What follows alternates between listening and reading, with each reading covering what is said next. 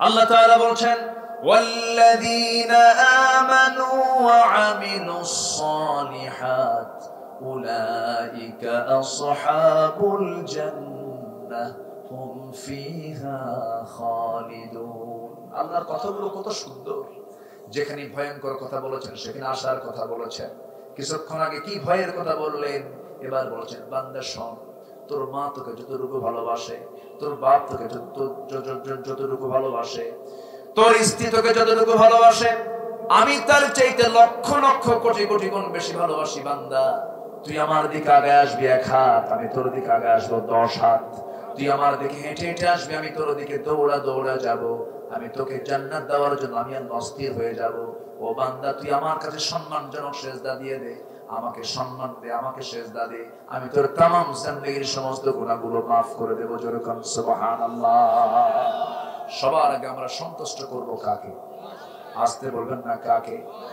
নামাজ না পড়া, নামাজ না পড়ে 5 ওয়াক্ত সবাইকে নামাজ পড়তে রাজি আছেন নাকি? নামাজ মূলত কয় ওয়াক্ত বলেন? একটু হাত তুলে দেখান তো কারা কারা পড়তে চান নামাজ। জোরে বলি ইয়া আল্লাহ, আমাদেরকে 5 ওয়াক্ত সালাত আদায় করার তৌফিক তুমি আল্লাহ দিয়ে দাও। জোরে বলি আমিন, আরো জোরে আমিন, আরো জোরে আমিন। এই গ্রামের নাম কি? খালকুলার। এই গ্রামকে আমরা দেখতে চাই আগামী 1 বছর টার্গেট করবেন যুব সমাজ। আগামী 1 বছরে এই গ্রামকে আমরা দেখতে চাই বেনামাজি মুক্ত একটি গ্রাম। জোরে বলি ইনশাআল্লাহ, আর জোরে বলি ইনশাআল্লাহ। ইন্নাল হামদুলিল্লাহিল আকরামিল্লাযী খালাকাল ইনসানা ওয়া কাররামা ওয়া 'আল্লামাহু মিনাল বায়ানি মা লাম يعلم فسبحان الذي لا يحصى امتنانه باللسان ولا بالقلم نشهد أن لا إله إلا الله وحده لا شريك له ونشهد أن سيدنا وحبيبنا ومولانا محمدا عبده ورسوله الذي أرسله بالحق بشيرا ونذيرا وداعيا إلى الله بإذنه وسراجا وقمرا منيرا فقد قال الله تعالى في كلامه المجيد وفرقانه الحميد أعوذ بالله من الشيطان الرجيم بسم الله الرحمن الرحيم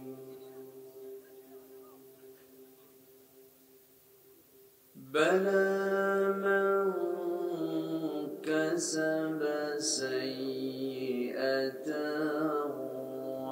وأحاطت به خطيئته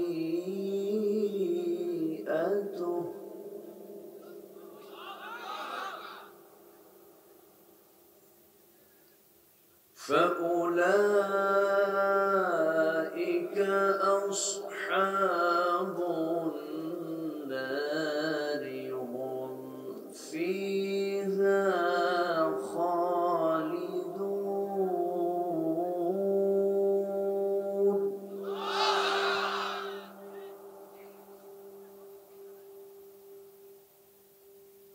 والذين آمنوا وعملوا الصالحات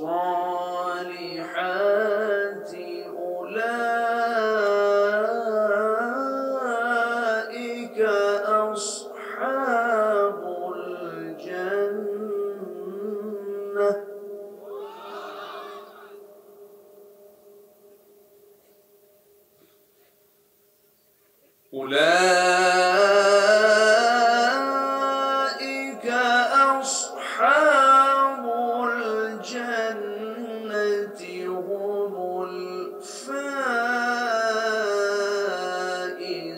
الفائزون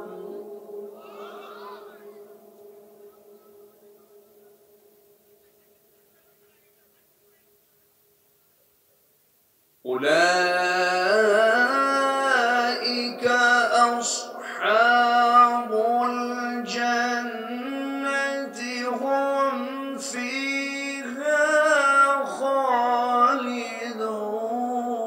خالدون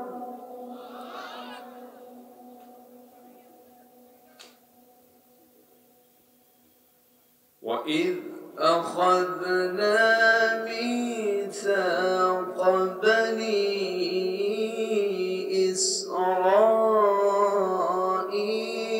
لا تعبدون إلا الله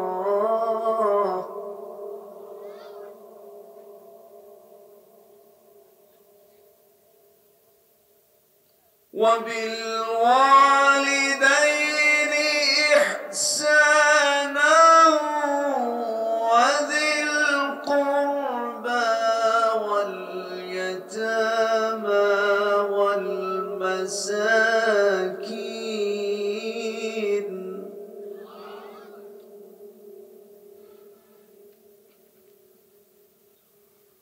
وقولوا للناس حسنا وأقيموا الصلاة وآتوا الزكاة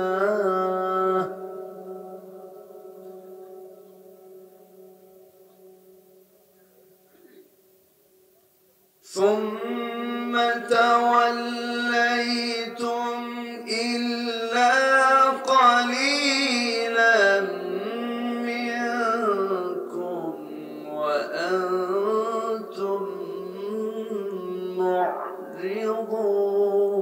معرضون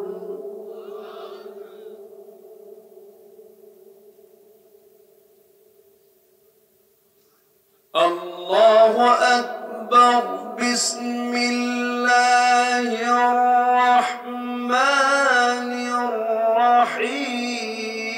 الرحيم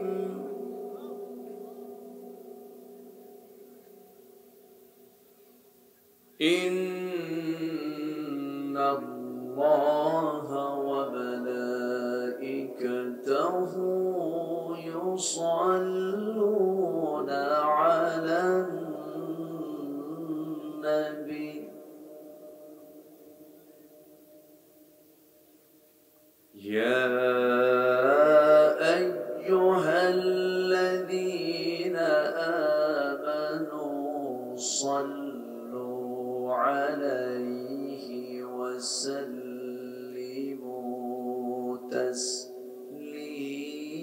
تسليما اللهم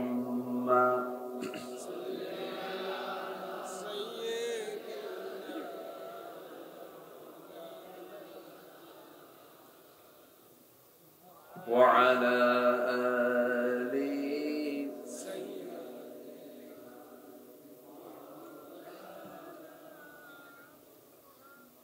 একটু জোরে সরে মোহাম্মত দিয়ে নবীর প্রেমে মাতোয়ারা হয়ে জবান খুলে সবাই বলুন আল্লাহুম্মা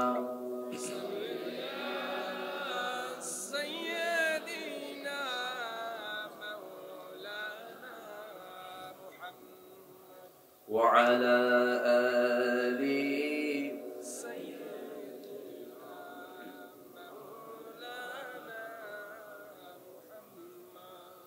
জীবনে কখনো তুমি মিথ্যা বলনি তাই তো তোমায় পেতে কাঁদে ধরণী কাঁদে ধরণী তোমারই মতো নেতা পেতে তোমারই মতো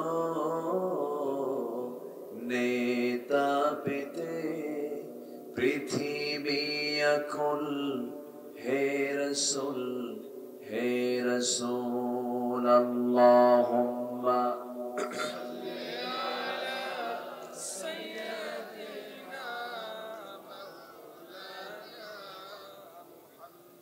وعلى آل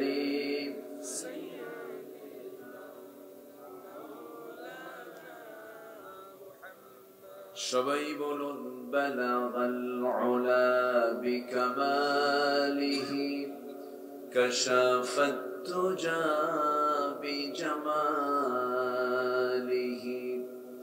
حسنت جميع خصاله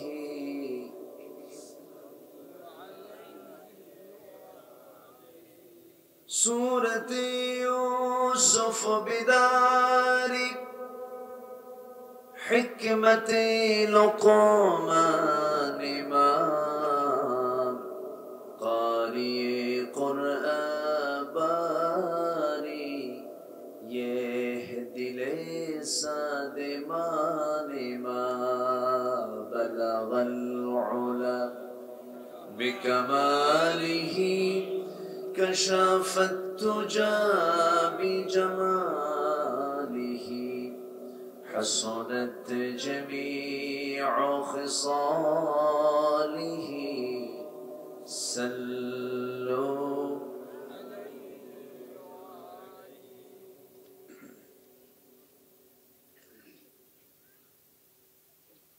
দেশের উত্তরাঞ্চলের সিরাজগঞ্জ জেলার তাড়াশ উপজেলার খালকুলা যুব সমাজের উদ্যোগে আয়োজিত খালকুলা যুব সমাজ কর্তৃক আয়োজিত 18তম বার্ষিকী তাফসীরুল কোরআন মাহফিল 2024 7 ফেব্রুয়ারিতে অনুষ্ঠিত আজকের এই মহৎ আয়োজনের সম্মানিত সুযোগ্য সভাপতি সাহেবে সদর জনাব মোহাম্মদ হাশেম আলী, আজকের প্রোগ্রামের বরেণ্য প্রধান অতিথি মাননীয় সংসদ, কথা বলেছেন আমার পূর্বে নন্দিত আলেমে দ্বীন মুহতারাম মাওলানা শাহাদাত হোসেন তাড়াশি, উপস্থিত হাজরাত উলামায়ে কেরাম, ফদলায়ে ইজাম, সুশীল সমাজ, জাতির শ্রেষ্ঠ সন্তান শিক্ষক মন্ডলী, জাতির বিবেক সাংবাদিক বৃন্দ, সামনে উপস্থিত দূরে কাছের বিভিন্ন স্থান থেকে ছুটে আসা কালেমার ঝান্ডাবাহী, তাওহীদের পতাকাবাহী, দ্বীন ইসলামের নর শারদুল বীর মুজাহিদ, প্রাণ প্রিয় সম্মানিত দ্বীনি ভাইরা, আড়ালে বসে আছেন শ্রদ্ধেয়া সম্মানিতা মা বোনেরা, আলোচনার সূচনায় আনুষ্ঠানিকতার মধ্য দিয়ে আমার পক্ষ থেকে আবারও দিল খোলা সালাম, আসসালামু আলাইকুম ওয়া রাহমাতুল্লাহি তাআলা ওয়া বারাকাতুহু। সবাই কেমন আছেন? জি, আল্লাহ তাআলা আমাকেও আপনার কাতারেই রেখেছেন, আলহামদুলিল্লাহ।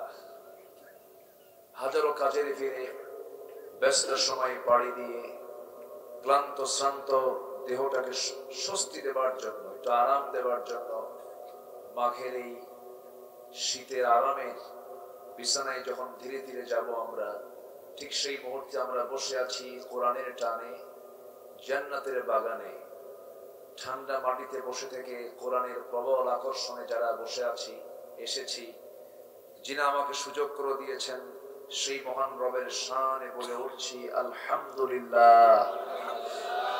আবারও বলছি আলহামদুলিল্লাহ, চিৎকার মেরে বলছি আল্লাহুম্মা ইন্নী আসআলুকা আল হুদা ওয়াত তুকা ওয়াল আফাফা ওয়াল গিনা।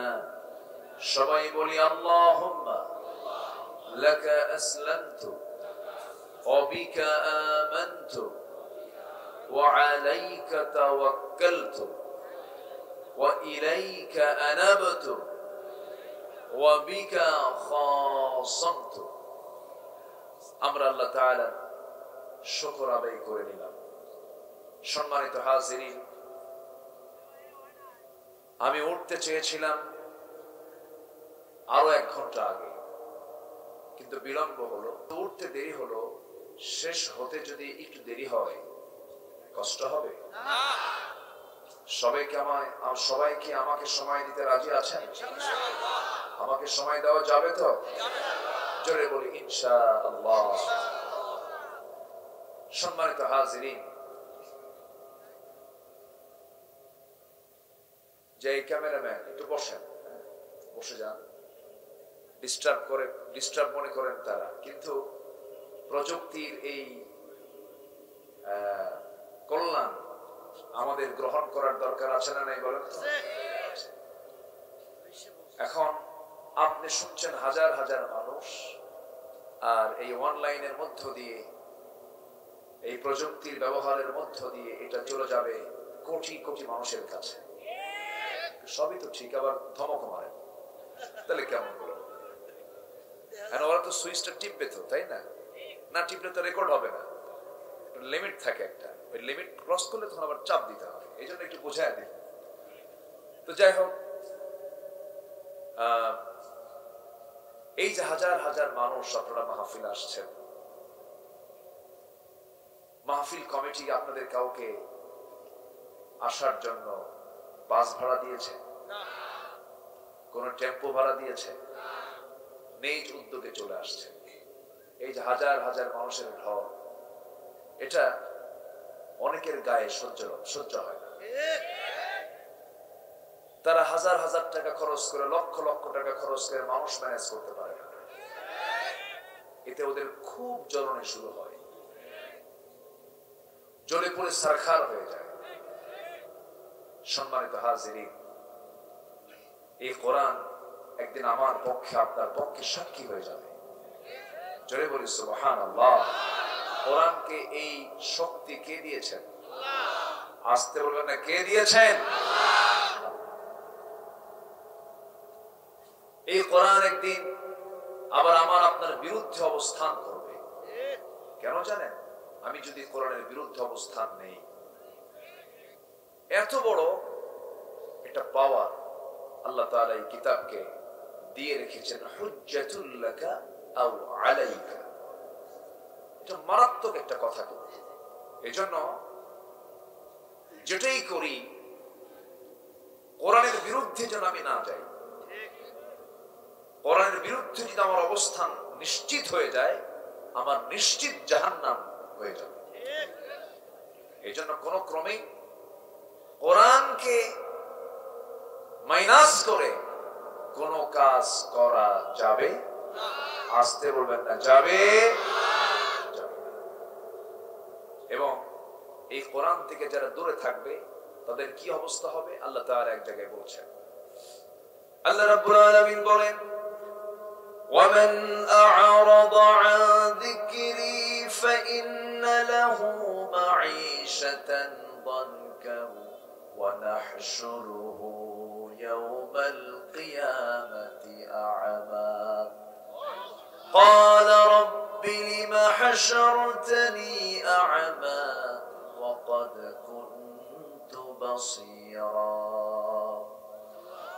আমার বন্ধুগণ, আল্লাহ রাব্বুল আলামিন বলেন, আমার এই কিতাব থেকে, আমার এই কোরআন থেকে যে বান্দা নিজেকে গুটে রাখবে, এই দুনিয়ার জীবন আমি তার জন্য সংকীর্ণ করে দেব, মাঈশাতান দানকা, এবং কিয়ামতের দিন আমি তাকে অন্ধ করে, কানা করে আমি তাকে তুলব, কিচ্ছু দেখতে পাবে না।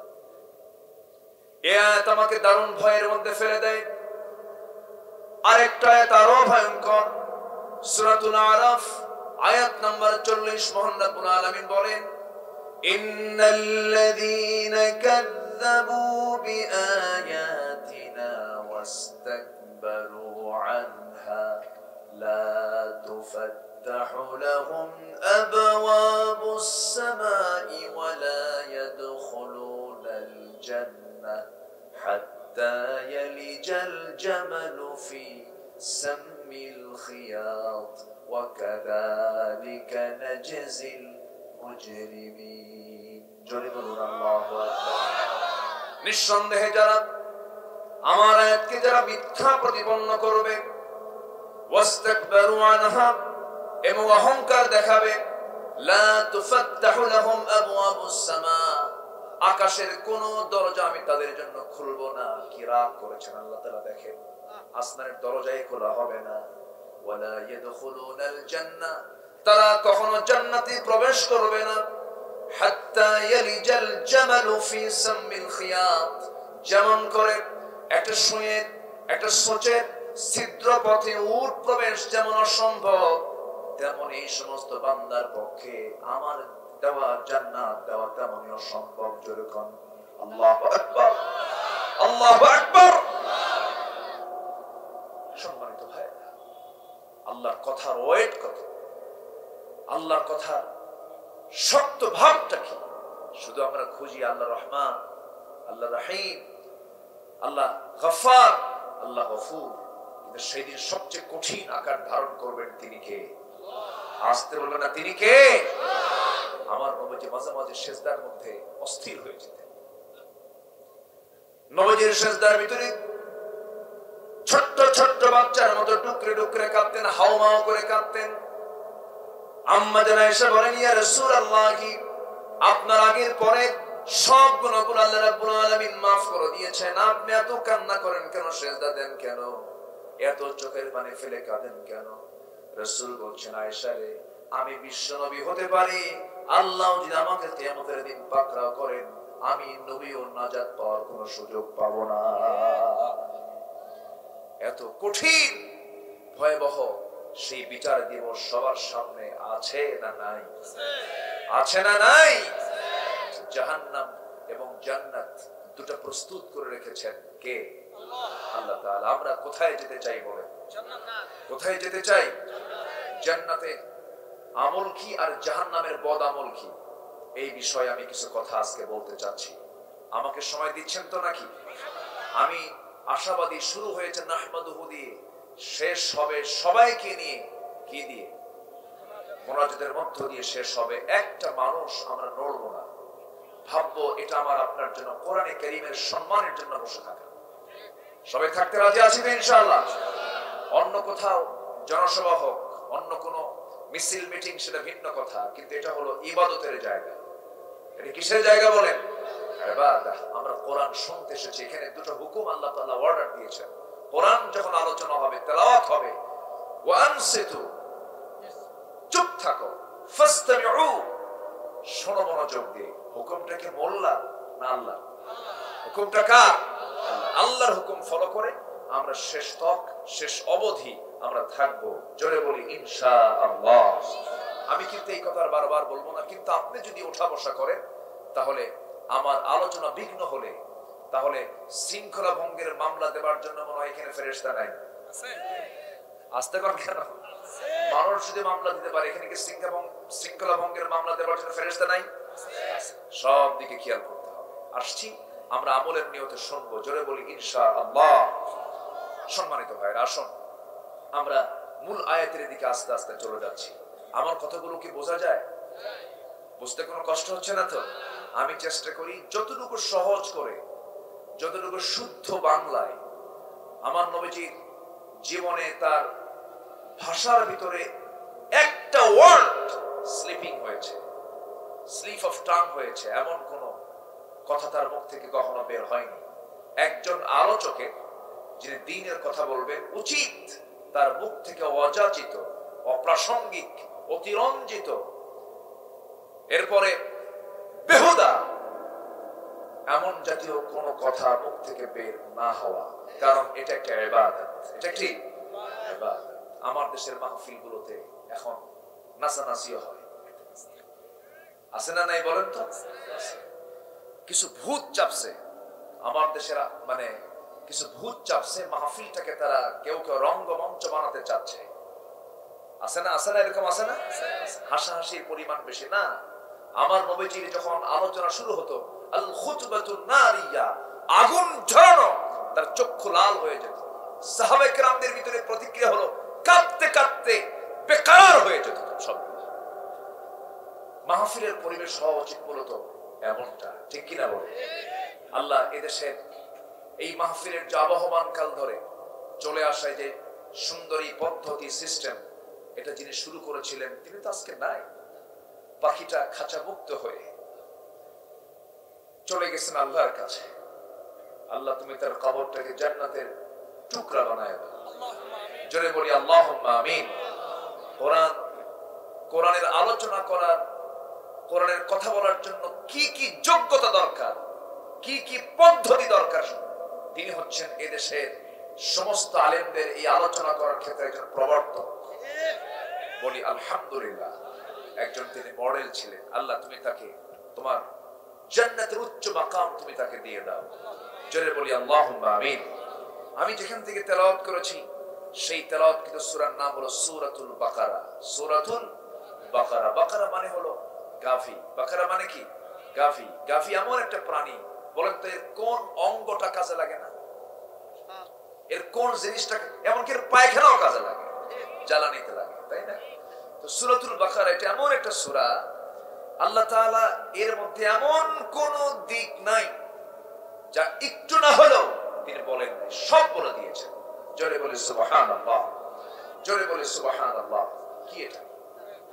না না না, এটা দেওয়া যাবে না, এটা শ্বাস প্রশ্বাস সমস্যা নেই।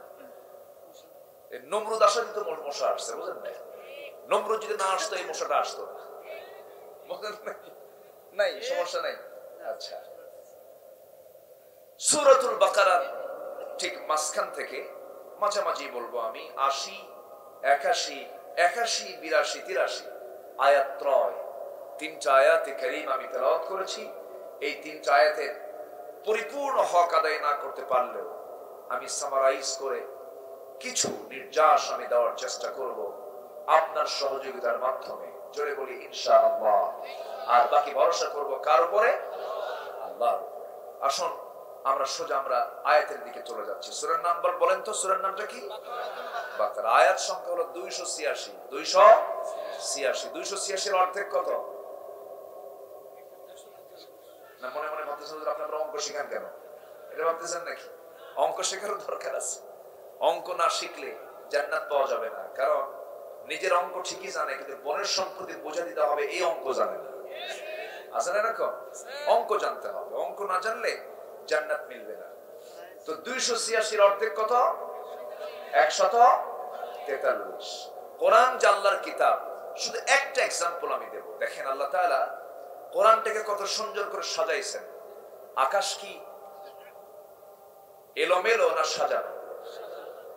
আকাশ কি অগোছালো না গোছালো? সূর্যের জায়গায় সূর্য, চাঁদের জায়গায় চাঁদ, তারার জায়গায় তারা, আকাশের জায়গায় আকাশ। আকাশের খুঁটি কয়টা কর?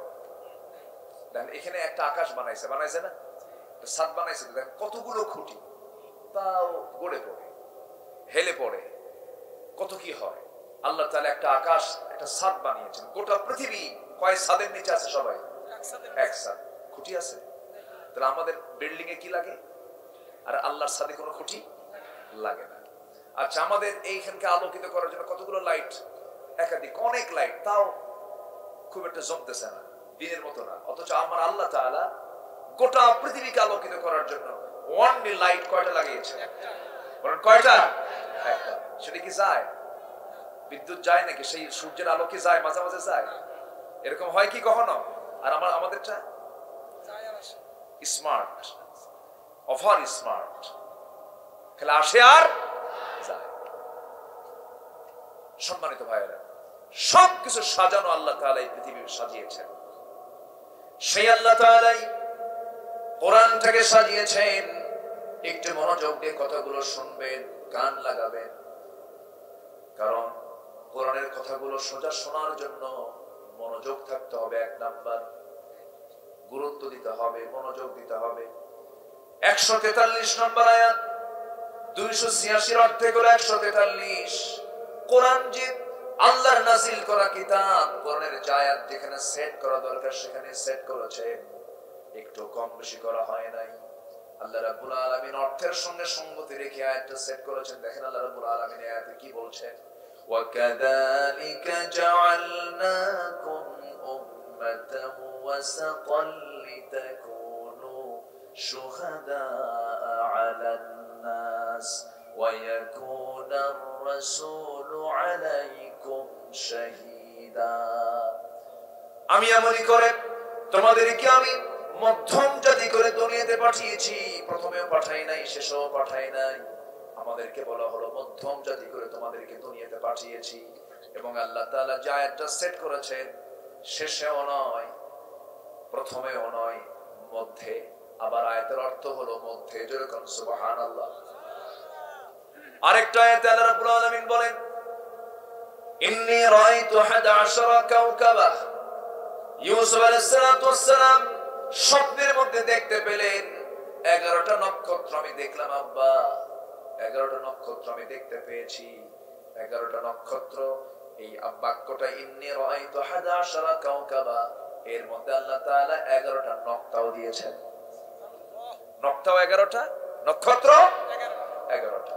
সংখ্যা তথ্যের এক অপূর্ব সমন্বয় ঘটিয়ে কোরআনের মতো কোরআন পৃথিবীর কোন মানুষের পক্ষে রচনা করা সম্ভব নয়। জোরে বলি সুবহানাল্লাহ। সেই কোরআনকে দেখতে চায় না সমাজে, দেখতে চায় না আইনে, দেখতে চায় না রাষ্ট্রে, দেখতে চায় না বিচারে। এমন কিছু অপূর্ণাঙ্গ মুসলমান আমার দেশে আছে না নাই? আসতে বলবেন না, আছে না নাই? সব দেখা শেষ। আমাদের দেখে কিছু বাদ আছে নাকি? ৭১ দেশ স্বাধীন হয়েছে, আজকে 2024, দেশটার বয়স 53 বছর। দেখলাম তো সব। কোন দেখে কি বাদ আছে নাকি? দেখতেছি তো। যে একবার বসে সুপার গুলো আটা দিয়ে বসে, ছাড়া ছাড়ি নাই। কথা বোঝেন না? সব দেখলাম আমরা, সব দেখা শেষ। আগামীর দেশ আমরা দেখতে চাই কোরআনের দেশ। রাজি আছেন কারা কারা? হাত উঁচু করে দেখান মুসলমান।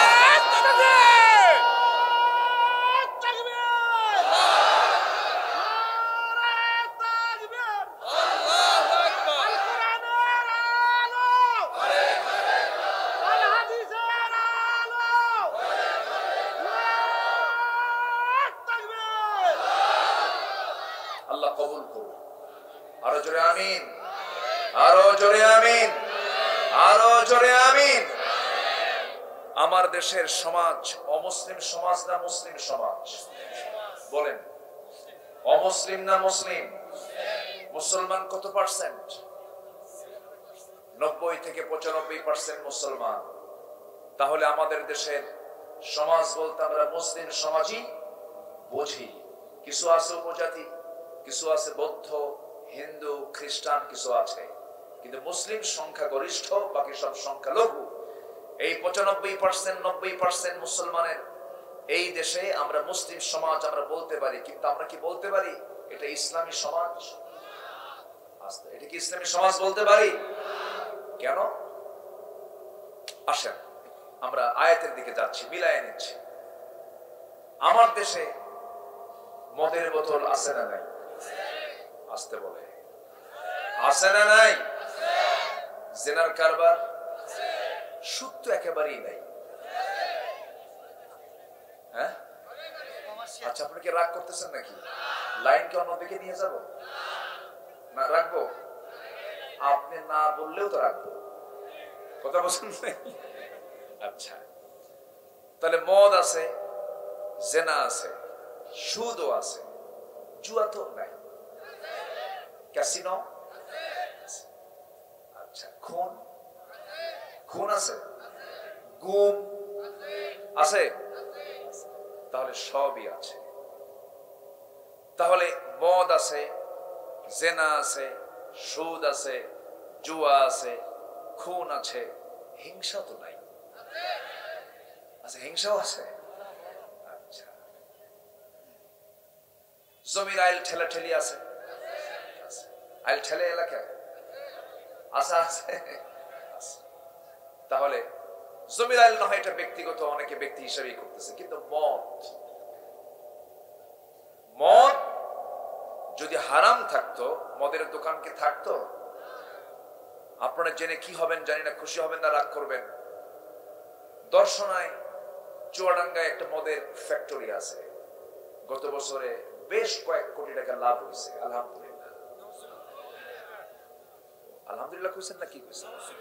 নাউজুবিল্লাহ বলছেন। আচ্ছা, তাহলে আমাদের দেশের অর্থনীতির ভিতরে মদ বিক্রির টাকাও কিন্তু আছে। কেরু, হ্যাঁ। আচ্ছা, তো এখন বিষয়টা হলো, আমার রাসূল বলছেন আল খামরু উম্মুল খাবাইস, মদ হলো সমস্ত পাপের মা, সমস্ত পাপের মূল হলো কি? মদ। এটা কি আমার আপনার কোন কথা? রাসূল বললেন। এখন আল্লাহ কি বলছেন দেখেন মদের ব্যাপারে, যে মদ আমার দেশে সংসদে তেলাওয়াত দিয়ে অধিবেশন শুরু করেই মদের আইন পাস করে। কি সুন্দর সিস্টেম, তাই না? আল্লাহ রাব্বুল আলামিন মদের ব্যাপারে কি বলছেন? ইন্নামাল খামরু ওয়াল মাইসিরু ওয়াল আনসাবু ওয়াল আজলামু রিজসুম মিন আমালিশ শাইতান ফাজতানিবুহু। জোরে বলুন আল্লাহু আকবার। মদ, জুয়া, এই সমস্ত কারবার হলো সম্পূর্ণ শয়তানের কাজ, এগুলো থেকে নিজেকে গুটে রাখো। মদ এমন একটা গুনার নাম, এমন একটা পাপের নাম, সমস্ত পাপকে মদ টেনে আনে। কারণ মদের ফলাফল হলো মদ্যপান করলে তাল না মাতাল, আসতে বলবেন না, তাল না মাতাল। যে মদ্যপানের মধ্য দিয়ে নিজের মেয়ে কোনটা বউ কোনটা বুঝতে পারে না, কি ঠিক কিনা বলে? মেয়ে বোঝা যায় না, বউ বোঝা যায় না, মাতাল হয়ে যায়। মদের ফলাফল হলো সে মাতাল, মস্তিষ্ক বিকৃত হয়ে গেল। আল্লাহ রাব্বুল আলামিন বহু কারণে মদকে হারাম করে দিয়েছেন। এক নাম্বার কারণ হলো সে মাতাল হয়ে যায় এবং সমস্ত পাপের টাম্মা। একটা উদাহরণ দিলে স্পষ্ট হয়ে যাবে। কোন এক আল্লাহওয়ালা একটা নগরে বসবাস করতেন, শহরে বসবাস করতেন। ওই শহরে একজন জঘন্য নারী, পতিতা নারীর বসবাস ছিল। ওই পতিতা নারী মনে মনে চিন্তা করলো, বহু পুরুষের জীবন নষ্ট করেছি, এই আল্লাহওয়ালাকে টার্গেট করবো, এর জীবনটা নষ্ট করার জন্য চেষ্টা চালাবো। প্ল্যান করে তাকে ফুসলায় ঘরের মধ্যে পর্যন্ত তুলে ফেলে দিয়েছে। তুলে ফেলে বলছে, শোনো, আমি কিন্তু জানাতেন মহিলা নই, আমি বললাম এই শহরের পতিতা নারী, তোমাকে টার্গেট করে ফেলেছি। আমি তোমার জন্য 3টা অপশন খুলে রাখলাম। নাম্বার 1 মদের বোতল, নাম্বার 2 হলো তোমার জন্য রেখে দিয়েছি এই যে শিশুটা, আর নাম্বার 3 হলাম আমি। মদের বোতল থেকে মদ খাবে, আমি তোমাকে ছেড়ে দেব, অথবা আমার সঙ্গে জেনা করতে হবে, নচেত এটাও যদি না করতে চাও শিশুকে খুন করতে হবে। 3টা অপশন তাকে দেওয়া হলো। এই 3টার একটা যদি না করো, আমি এমন চিল্লান মারবো গোটা নগরবাসী আমার ঘরে চলে আসবে, তোমার সম্মান শেষ হয়ে যাবে। এত বড় চাপের মধ্যে যখন ফেলে দিয়েছে, সে আল্লাহওয়ালা মনে মনে চিন্তা করে, খুন তো করাই যাবে না, জেনা করলে ঈমান থাকে না। মদের বোতলের দিকে চেয়ে থেকে ভাবতেছে, অন্তত একটা বোতল থেকে একটা ঢোক মারলে দেখি যদি এখান থেকে নাজেদি পেয়ে যাই। যখন বোতলের মুখটা খুলে একটা ঢোক যখন মেরে দিয়েছে, মাতাল হয়ে গেছে। মাতাল হলে জেনা হয়, মাতাল হলে খুন হয়, ঠিক কিনা?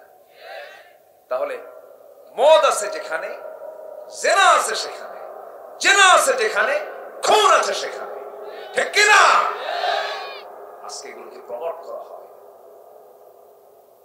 যুবকরা, ওই নেতৃত্বের মুখে থুতু মারো যে নেতা তোমার হাতে মদের বোতল তুলে দিতে চায়। যুবকরা, তুমি একটা বাংলাদেশ, এটা মাথায় রাখবা। তুমি জেগে উঠলে দেশ জেগে উঠবে। এই দেশকে, এই দেশের কৃষকরা পিছায় দেয়নি, এই দেশকে কোন শ্রমিকরা পিছায় দেয়নি, এই দেশকে কোন প্রবাসী পিছিয়ে দেয়নি। কৃষক অশিক্ষিত, শ্রমিক অশিক্ষিত, প্রবাসী বছরের পর বছর দেশ থেকে বউ বাচ্চার মায়া ত্যাগ করে চেহারা না দেখে কি খাটানিগুলো তারা দেয় প্রবাসে গিয়ে, রক্ত পানি বানায় ফেলে দেশে রেমিটেন্স পাঠায়। এরা হলো অশিক্ষিত। আর এরা যখন দেশকে এগিয়ে দিচ্ছে, দেশকে পিছায় দিচ্ছে কারা? ওই সমস্ত শিক্ষিত নামের কলম চোরেরা, যারা কোরআনকে সমাজকে কোরআন দিয়ে সমাজকে গড়তে চায় না। ঠিক কিনা? কষ্ট পাচ্ছেন? কথা বলবো? কোন সমস্যা, কোন টেনশন? সম্মানিত ভাই, একটু মনোযোগ দিয়ে কথাগুলো শুনুন। আজকে আমার কথাগুলো অনেকের গায়ে লাগতে পারে, গায়ে লাগলে আমার তো কোনো যায় আসে না। আমি তো আমার বাপের কথা বলতে আসিনি, আমি বলতেছি কোরআন থেকে কথা। ঠিক কিনা? কোরআনের কোন আয়াতে আপনি দেখবেন যে মদ জায়েজ আছে? কোরআনের যে আয়াতে বলা হচ্ছে, কোরআন বলে দিচ্ছে মদ হারাম, আপনি যদি বলেন আপনি এই বিষয়ে কথা বলবেন না, আপনি কোরআনের বিরুদ্ধে অবস্থান নিচ্ছেন। আপনাকে আমরা ছাড়বো না। আজকে যুবকরা শেষ হয়ে গেল, ইয়াবা ট্যাবলেট হাতে তুলে দেয়, ফেন্সিডিল তুলে দেয়। আমি কি ভুল বলছি? আমি কি ভুল বলছি? একটা জাতির ধ্বংসের জন্য যুবকদেরকে টার্গেট করলে হয়ে যায়। যুবকরা আজকে মাদকাসক্ত। এর মধ্যে আবার কোরআন তো নাই, সিলেবাস কারা কি করছে আল্লাহই জানে। হ্যাঁ, আমরা জানি পুরুষ আর নারী, এটাই হলো পৃথিবীর ন্যাচারাল। পুরুষ এবং নারী থেকে আদম এবং হাওয়া থেকে পৃথিবীতে সমস্ত মানুষের আগমন। মিন যাকারিন ওয়া উনসা ওয়া জাআলনাকুম শুউবান ওয়া ক্বাবাইলা লিতাআরাফু। কিন্তু এখন মেল ফিমেল সাথে আবার ট্রান্স জেন্ডার, ট্রান্স জেন্ডার মানে ট্রান্স, ও মানে ও থাকবে না, পুরুষও থাকবে না, মহিলা থাকবে না, ও আলাদা জাত থাকবে। ওই আলাদা জাত যেটা ট্রান্সজেন্ডার, ওদেরকে ভিন্ন গ্রহে পাঠায় দিয়া ওই জায়গায় ওরা খাক, পুরে মরুক। ওদের তো বাচ্চা কাচ্চা হবে না। এগুলো কি শেখানো হচ্ছে? আচ্ছা, ফিলিস্তিন বন্ধু না ইসরায়েল বন্ধু আমার? বলেন তো, বলেন, ফিলিস্তিন আমার ভাই না ইসরায়েল আমার ভাই? তাহলে ক্লাস 9-10 এর সিলেবাসে কেন সামাজিক বিজ্ঞান বইয়ের মধ্যে ইসরায়েলের মানচিত্র দেখানো হলো? উচিত ছিল ফিলিস্তিনের মানচিত্র দেখানো। কয়টা বলবো? সর্বাঙ্গে ব্যথা, ওষুধ দেব কোথা? বহু কথা। সম্মানিত ভাইয়েরা, সম্মানিত বন্ধুগণ, মুখে অনেক কথা আসছে, কিন্তু আল্লাহর কসম করে বলি, আমি কোন ব্যক্তি, কোন দল, কোন গোষ্ঠীকে গালি দেওয়ার জন্য কথা বলছি না। কোরআন যাকে গালি দিচ্ছে আমি তাকে কথা বলছি। সম্মানিত ভাইয়েরা, মদ কিয়ামত পর্যন্ত হারাম, কেউ এটাকে হালাল করতে পারবে না। মদের ধারে পাশে আমরা যাব না। জোরে বলি ইনশাআল্লাহ, জোরে বলি ইনশাআল্লাহ। পাপ করলে পাপ আমাকে ঘেরাও করে ফেলবে, পাপ করলে পাপ আমাকে ঘেরাও করে ফেলবে। আল্লাহ রাব্বুল আলামিন বলেন সূরা বাকারার 81 নম্বর আয়াত, কোট করে রাখেন। মহান রাব্বুল আলামিন বলছেন, বালা মান কাসাবা সাইয়্যাতান ওয়া আহাতাত বিহি খাতিআতুহু ফাউলাইকা আসহাবুন নার হুম ফিহা খালিদুন। বান্দা, তুমি পাপ করবে, পাপ তোমাকে ঘেরাও করে ফেলবে, পাপ তোমাকে অ্যাটাক করে ফেলবে, পাপ তোমাকে বিভিন্ন ভাবে তোমাকে জড়িয়ে ফেলবে। যেমন ধরুন, যদি কেউ বিড়ি খায়, বিড়ি খাইলে পরে তার ঠোঁট দেখলেই বোঝা যায় এটা কি খোর। দেখছেন, করছো আঁকা, ফুটে উঠছে চেহারায়, দেখলে এটা বিড়ি খায়। কি খায়? বিড়ি খায়। মদ খরচি চেহারা দেখলে টের পাওয়া যায়, চোখটা ফেটে বের হবে, চোখ দেখলে বোঝা যায় একটা পাক্কা মদ খোর। ঠিক কিনা বলেন? চেহারায় তা ফুটে ওঠে। আমার বন্ধুগণ, মদ তো খেলে মাতাল হয়ে যায়। এক বেচারি মদ খায়, রাত 3টার দিকে বাড়িতে আসছে, বাড়িতে এসে দরজায় ডাক দিচ্ছে। তো বউ তো ভাবতেছে যে এ তো মদ খেয়েছে। কারণ বউ তো জানে তার স্বামীর খবর। স্বামীর খবর কি অন্য কেউ বেশি জানে? স্বামীর খবর বেশি জানে কে? বউ। বউ জানে আমার স্বামী কয় নাম্বার মানুষ, এটা বউরা ভালো জানে। এই জন্য রাসূল বলেছেন, আমি বিশ্ব নবী, আমি আমার বউদের কাছে ভালো। আমি বলে দিয়েছি, বউরা রাতের আধারে যা করি তা বলে দাও। সাহাবীদেরকে বলেছি, দিনের আলোতে যা করি তা বলে দাও। পৃথিবীতে এমন কোন লিডার আপনি পাবেন না যে 24 ঘন্টা সবকিছু বলে দিলে তার ইজ্জত থাকবে। রাসূল ছিলেন আমার আদর্শ। যেরকম সুবহানাল্লাহ। তো এখন রাত 3টার দিকে এসে যখন বলতেছে, ডাকতেছে, এই দরজা খোল। বউ মনে মনে ভাবতেছে, তো মদ খেয়ে আসছে রাত 3টা, দরজা খুলি কেমনে? বড় একটা ছেলে আছে, ছেলেকে ডাক দিয়ে বলে, আব্বা এদিকে আসো, তোমার বাপ তো আসছে, ভয় পাচ্ছি দরজা খুলতে, আসো সাথে। দরজাটা খুলি। দরজা খোলা মাত্রই মদ খাইছে ডাবল, চোখ লাল টকটকা। বউয়ের দিকে তাকায় বলছে, আম্মা আসসালামু আলাইকুম। বুঝেন নাকি? এখন বউ বলে, হাই রে আমার পোড়া কপাল, তোমার কি একটু হুঁশ হলো না? যুবক ছেলের সামনে দাঁড়ানো, তার সামনে আমার মা বলে ডাকো, একটু কি হুঁশ নাই তোমার? লজ্জা নাই তোমার? ছেলের দিকে তাকায় বলে, দুলাভাই আসসালামু আলাইকুম। এটাই হলো মদের ফলাফল। সম্মানিত ভাইয়েরা, এই সমস্ত পাপ কাজগুলো আজকের সমাজে কঠিন হয়েছে না সহজ হয়েছে? কঠিন হয়েছে না সহজ হয়ে গেছে? সহজ, সহজ, ইজি। এটা কোনো কিছুই না, মানে জাস্ট নো ম্যাটার। এটা কিচ্ছু, কোনো ব্যাপারই না। এটা সাথে আরেকটা যোগ দিয়েছে ট্রান্সজেন্ডারের সাথে, সমকামিতা। সমকামিতা হলো পুরুষ পুরুষকে বিয়ে করবে, নারী নারীর প্রতি আসক্ত হবে, যা কুত্তার মধ্যেও নাই। কুত্তার মধ্যে আছে কোন? ওর কুত্তার মধ্যে একটা, মানে ওর মধ্যে একটা সেন্স আছে। ও কিছু হলেও বসে, কি হয়েছে এটা, আমি তো ভয় পেয়ে গেছি, থাপ্পড় মারে খারে আবার। মানে সাইলেন্ট থাকতে হবে, চুপচাপ থাকতে হবে। আপনারা যা করেন আপনাদেরকেও দেখেন। সম্মানিত ভাইয়েরা, তো এখন এই সমকামিত হোমোসেক্স, এটা বোঝার জন্য কিন্তু বেশি বুদ্ধি লাগে না। ব্রিটেনের প্রধানমন্ত্রী ঋষি সুনাক তিনি বলেছেন, তিনি একজন অন্য ধর্মের মানুষ, ভারতীয় বংশোদ্ভূত ব্রিটেনের প্রধানমন্ত্রী। তিনি বলেছেন, a man is a man, a woman is a woman, that's just a common sense. একটা পুরুষ একটা পুরুষ, একটা নারী একটা নারী, এটা বোঝার জন্য কিচ্ছু লাগে না, এটা কমন সেন্সই যথেষ্ট। আজকে এই সমকামিতাকে প্রমোট করার জন্য আমার দেশেও কিছু ধ্বজভঙ্গ বদমাইশরা নামছে রাস্তায়, আছে না নাই? কেন জানেন? ভারতে প্রায় সমকামিতাকে তারা আইন আকারে পাশ করার চেষ্টা করতেছে।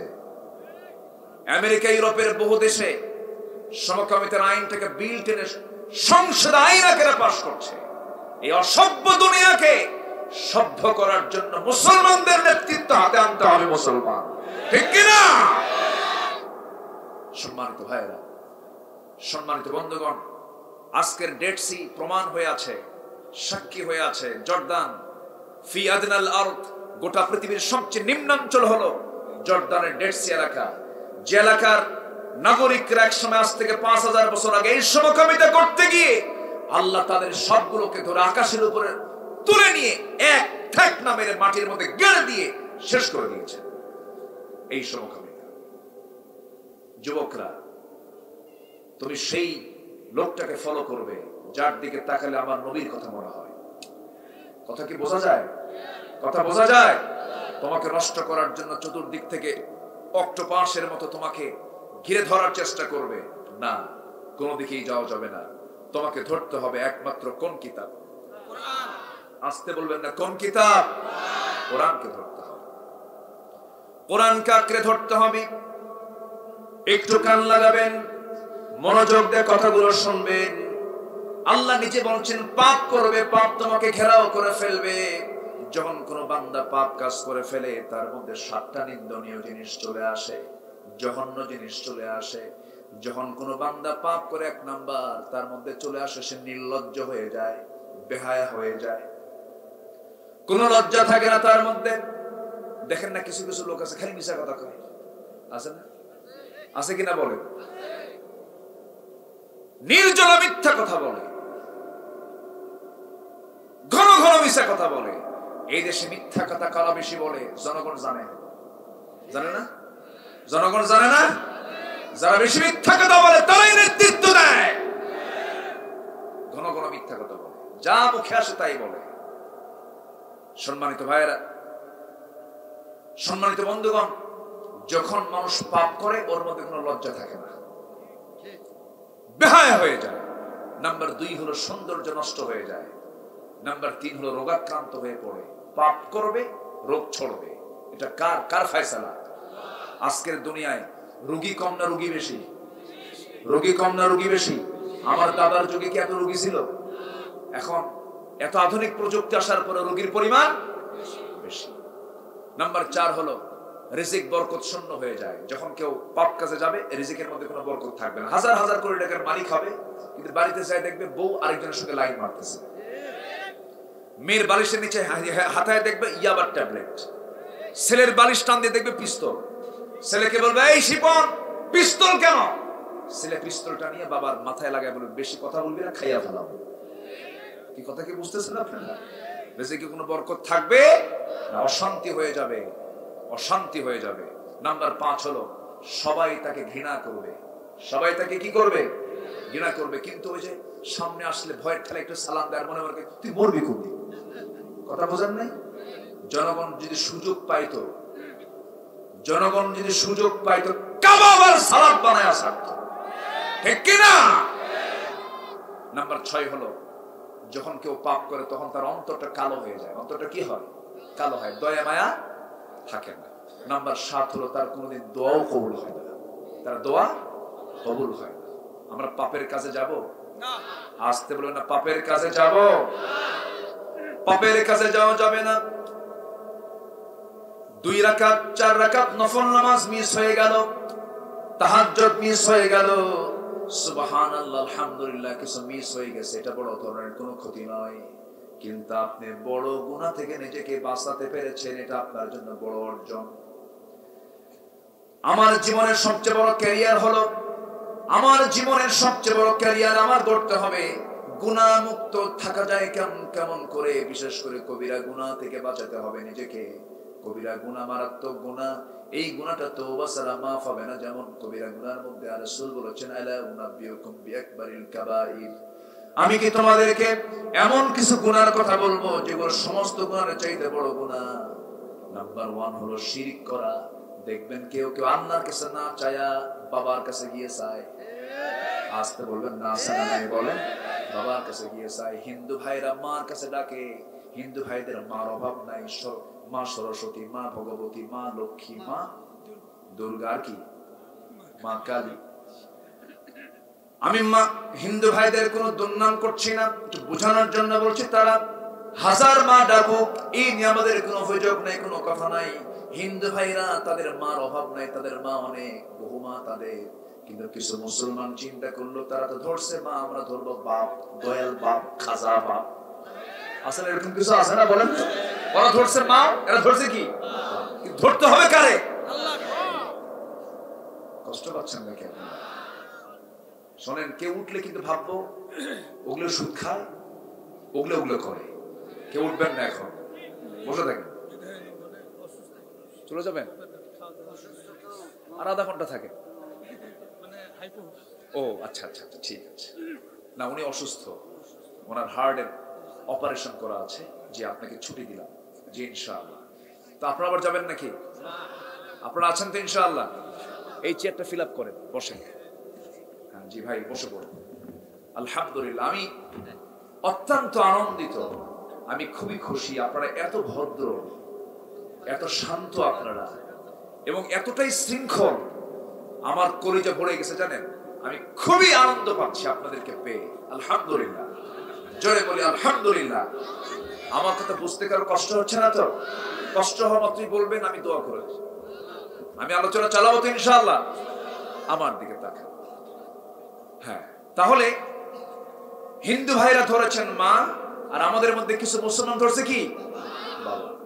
বাবাও ধরা যাবে না, মাও ধরা যাবে না, ধরতে হবে কাকে? আজ চাইতে হবে কার কাছে? জুতার ফিতা ছিললেও বলবো কাকে? বলেন কাকে? কাকে বলবো? আল্লাহকে বলবো। ইন্না লিল্লাহ। আমার বন্ধুগণ, সব চাও আমরা আল্লাহর কাছে চাবো। আল্লাহ ছাড়া কারো কাছে বলবো না, কোন হারাম কাছে যাব না, শিরকের কাছে যাব না, বিদআতের কাছে যাব না। দেখবেন কিছু কিছু লোক আছে, সামনে মাজার দেখলে পরেই মাথা খারাপ হয়ে যায়। ট্রাক নিয়ে যাচ্ছে, হঠাৎ করে হেল্পার ড্রাইভারকে বলে, বস থামেন। মাজার শরীফ কসকস 100 টাকার নোট দিয়া বলল, এখন আমরা মুক্ত, কেন আর কোন অ্যাক্সিডেন্ট হবে না। যেরকম নাউজুবিল্লাহ। হেফাজত করার মালিক কি দরবার না আল্লাহ? হেফাজত করার মালিক কে? টাকার প্রয়োজন কি মরা মানুষের না জিন্দা মানুষের? তখন শুয়ে আছে কে? মরা না জিন্দা? মরা মানুষের আপনি কি লাগবে? ভাইরে, আমি করজোরে মিনতি জানাই, কেউ আমাকে মন খারাপ করবেন না। আমি যা বলছি কোরআনকে সামনে রেখে। আমি নিজে গেছি মদিনায়, আমার নবীর মদিনার কবরের সামনে। আমার নবীর কবরের চাইতে কি উন্নত কবর, সম্মানজনক কবর কি পৃথিবীতে কারো থাকতে পারে? সে জায়গায় কোনো সেজদা নাই, কোনো দোয়া নাই। হাত তুললি বলা হয় এইদিকে কেন হাত ঘোরাও, আল্লাহর দিকে চাও। আমার নবীও চেয়েছেন কার কাছে? কার কাছে? আল্লাহর কাছে। আমি পীর বিরোধী না, আবার ভুল বুঝবেন না। আমি যিনি হক্কানি পীর, আমি তাকে ভালোবাসি। গতকাল আমার মাহফিল ছিল সিলেটে, শাহজালাল ইয়ামিনী শুয়ে আছেন সেখানে। তিনি রাজা গৌর গোবিন্দকে পরাজিত করেছেন, গোটা সিলেটকে শিরক মুক্ত করেছেন। রাজশাহীতে শুয়ে আছেন শাহ মাকদুম রহমতুল্লাহ আলাইহি, খুলনায় শুয়ে আছেন খান জাহানী রহমতুল্লাহ আলাইহি, বগুড়ার মহাস্থানগড়ে শুয়ে আছেন শাহ সুলতান বলখি রহমতুল্লাহ আলাইহি। রাজা পরশুরামকে জাহান্নামে পাঠায় দিয়া গোটা অঞ্চলকে কালিমার পতাকা উড্ডীন করেছেন। তার মঈনুদ্দিন চিশতি রহমতুল্লাহ আলাইহি রাজা পৃথ্বীরাজকে পরাজিত করেছেন। এক হাতে নিয়েছেন কোরআন, আরেক হাতে নিয়েছেন তরবারি, কালিমার পতাকা তার উড্ডীন করেছেন। আর এখন গাজার গন্ধে দরবার। এত গাজা খায়, মশা পর্যন্ত বিরক্ত। মশা কয় এত গাজা মানুষ খায়। মাথার চুলে জট পাকতে পাকতে মহাজট, ওর মধ্যে উকুন থাকতে থাকতে উকুন পর্যন্ত বিরক্ত। খাইলে কোন চুলে আসলাম যে চুলে তেলও নেই, খাবারও নেই। এই হলো মাথার চুল। মোষ দাড়ি একাকার, মোষও বড়, দাড়িও বড়, বগলের চুলও বড়। নিচের দিকে আর গেলাম না। আছে না? নাই। গোসলও করা লাগে না, কিচ্ছু করা লাগে না। কিছু কিছু পাগল যায়, ওদের কাছে বলে, বাবা, ও বাবা, তোর বাপ নাই বাড়িতে? হ্যাঁ, কি আসতে কোন জোরে কোন ঠিক কিনা? নিজের বাড়িতে বাপ নাই। এই পৃথিবীতে সবচাইতে বেশি দাম হলো আল্লাহর পরে, নবীর পরে বাবা। জোরে কোন সুবহানাল্লাহ। আল্লাহর পরে, নবীর পরে কে? বাবা। বাবার দাম সবচেয়ে বেশি, এরপরে মায়ের হকটা বেশি। জোরে কোন সুবহানাল্লাহ। আসল জায়গায় কোনো নক নাই, নকল জায়গায় চলে যায়। আব্বা একটা গ্রিন সিগন্যাল, আব্বার কাছে বলবেন, আব্বা দোয়া করবেন, সরাসরি আল্লাহ শুনবেন।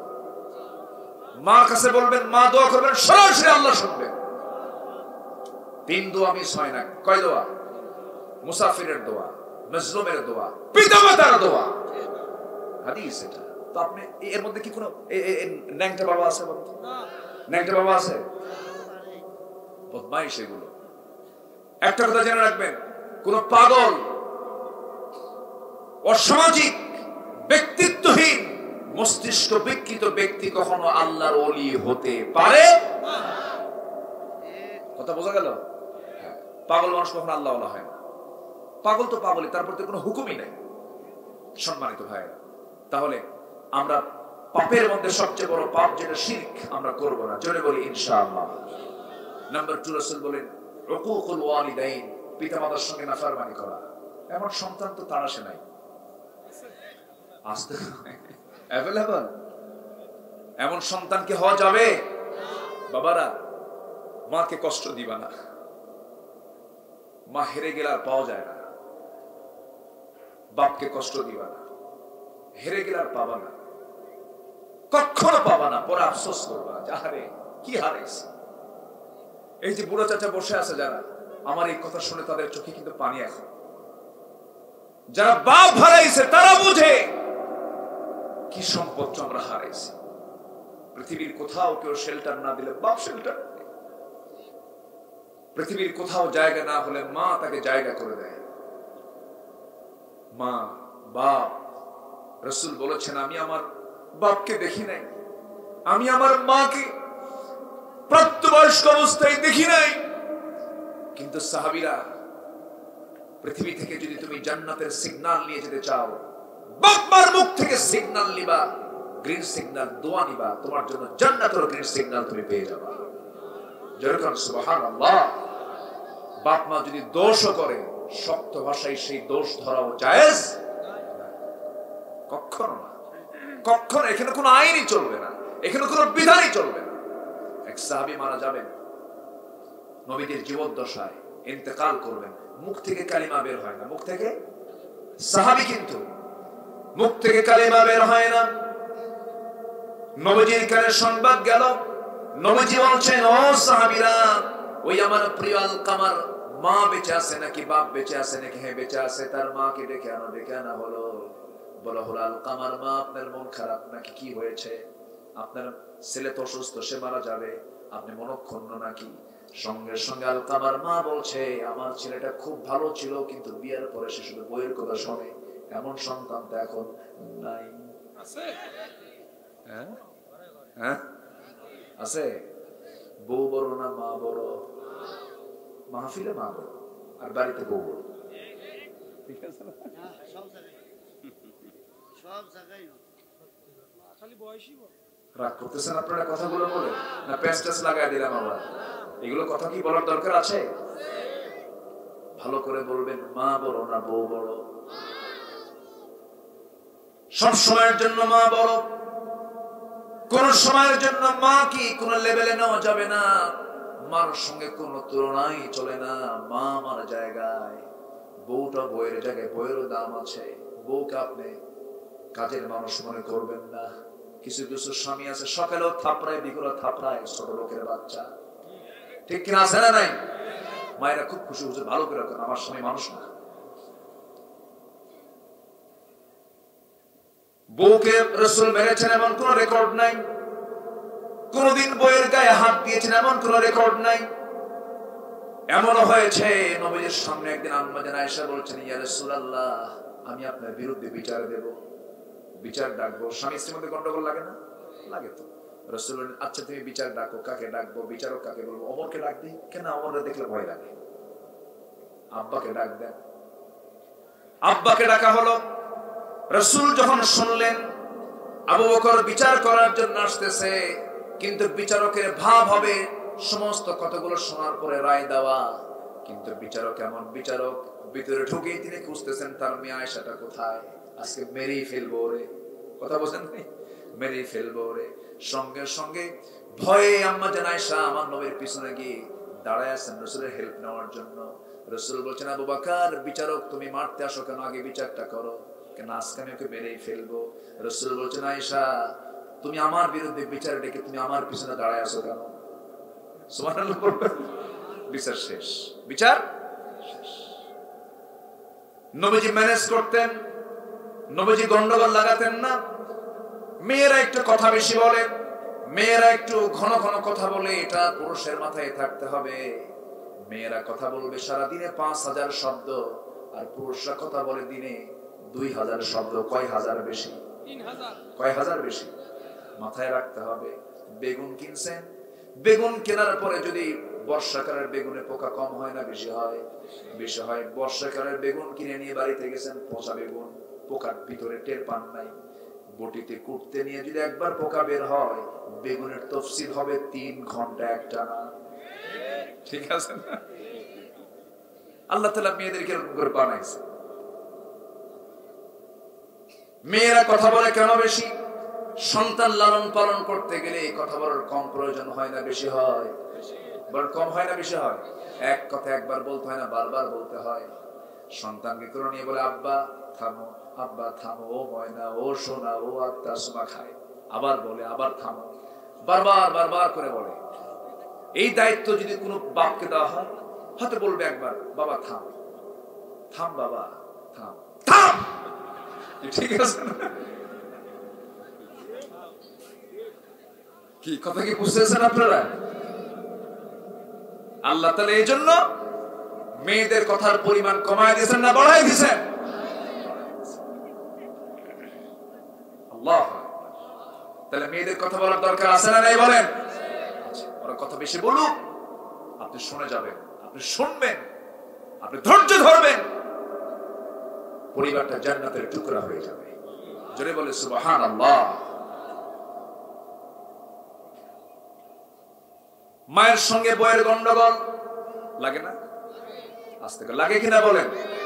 এখন কিন্তু আমার মায়েরা খুব মনোযোগ দিয়ে শুনতেছে, দেখি তো হুজুর কোন দিকে যায়। মায়ের সঙ্গে শাশুড়ির গন্ডগোল, কি বলে, মায়ের সঙ্গে বইয়ের গন্ডগোল, ছেলে বইয়ের গন্ডগোল লেগে থাকে। এই বিষয়টা বিশেষ করে সন্তানকে মাথায় রাখতে হবে। মার গুরুত্ব বুঝতে হবে, স্ত্রীর গুরুত্ব বুঝতে হবে, দুইজনকে দুই রকম বুঝ দিতে হবে। বউকে বলতে হবে, শোনো আমার বউ, মা তো বুড়াই হয়ে গেছে, বাঁচবে আর কয়দিন, একটু না ধৈর্য ধরো। আমি তোমার প্রিয় স্বামী, আমার মতো আমি তোমার স্বামী, আমাকে আমার মা পেটে ধারণ করেছেন। সুন্দর করে মায়া দয়া শেখায় তাকে বুঝাবেন, সুন্দর করে বলবেন আপনি। আবার মাকে বলবেন, মা আমি তোমাকে ডাকছি কখন মা বলে বলো। তোমার পেট থেকে জন্ম নিয়ে কি আমি তোমাকে না মা ডাকছি নাকি? না, তুমি আমার মুখে মা ডাকটা শুনছো কয়দিন পর বলো, বাবা তুই কথাই বলতি না, 2.5 বছর পার হয়ে গেছে, এরপরে তুই আম্মা ডাকছিস। ও মা, আমি তোমার পেট থেকে জন্ম নিলাম, আমার এই দুনিয়াতে আসার পরে তুমি এত যত্ন করেছো, 2.5 বছর টানা সেবা করার পরে, যত্ন করার পর আমার মুখ থেকে একটা ডাক শোনাচ্ছ মা। কিন্তু আমার এই বউটা অন্য বাড়ি থেকে বাপ মা ছেড়ে সবকিছু ছেড়ে সে চলে আসতো আমার বাড়িতে। আজকে সেই ডেকেই প্রথম দিন থেকে তোমাকে ডাক দিয়েছে মা। মা তুমি খুশি হও না কেন? বুঝায়া বলবেন, সব ঠান্ডা হয়ে যাবে। বলেন আলহামদুলিল্লাহ। ওয়াজের দরকার আছে না নাই বলেন? বাড়িতে ওয়াজের দরকার আছে না নাই? ওয়াজ না দেখলে বুঝাবেন, কাম হবে না, বুঝাতে হবে। জোরে বলি ইনশাআল্লাহ, জোরে বলি ইনশাআল্লাহ। কোন মা বাবার সঙ্গে খারাপ আচরণ করা যাবে? আলকামার মাকে রাসূল বললেন, আলকামার মা আপনার ছেলে তো মারা যাচ্ছে, অসুস্থ সে, আপনি কি রাগ করছেন? হ্যাঁ আমি রাগ করছি। কেন? আমার চাইতে বইয়ের কথা বেশি শোনে। নবীজি কিচ্ছু বললেন না। নবীজি বললেন, আলকামার মা আমার শেষ সাহাবী, আমি তার পক্ষ থেকে আপনার কাছ থেকে মাফ চেয়ে নিচ্ছি, আপনি তাকে মাফ করে দেন। কিন্তু মা বলতেছেন, ইয়া রাসূলুল্লাহ আমি খুব রাগ করেছি, আমি তাকে মাফ করব না। রাসূল বেশি কিছু বললেন না, কারণ বেশি কিছু বললে যদি আরো কড়া কথা বলে ফেলে দেয়, কারণ মায়ের মুখের কথা হলো আইন। মায়ের মুখের কথা কি? আইন, চূড়ান্ত হয়ে যায়। আমার নবীজি কিছুই বললেন না, শুধু বললেন ওই আলকামার মার সামনে বলেন, সাহাবীরা জ্বালানি সংগ্রহ করো, আগুন সংগ্রহ করো, অবাধ্য সন্তানকে আগুনে জ্বালিয়ে ভস্ম করে দেব। সঙ্গে সঙ্গে আলকামার মার চক্ষু বেয়ে টপ টপ করে পানি পড়ছে আর বলছে, ইয়া রাসূলুল্লাহ আপনি কার সন্তানকে আগুনে জ্বালাবেন? অবাধ্য সন্তানকে। হুজুর 10টা মাস পেটে ধারণ করেছি, কত কষ্ট করেছি, দুধ পান করাইছি, আমার সন্তান যত বেয়াদবি করেছে সমস্ত বেয়াদবি আমি তাকে মাফ করে দিলাম।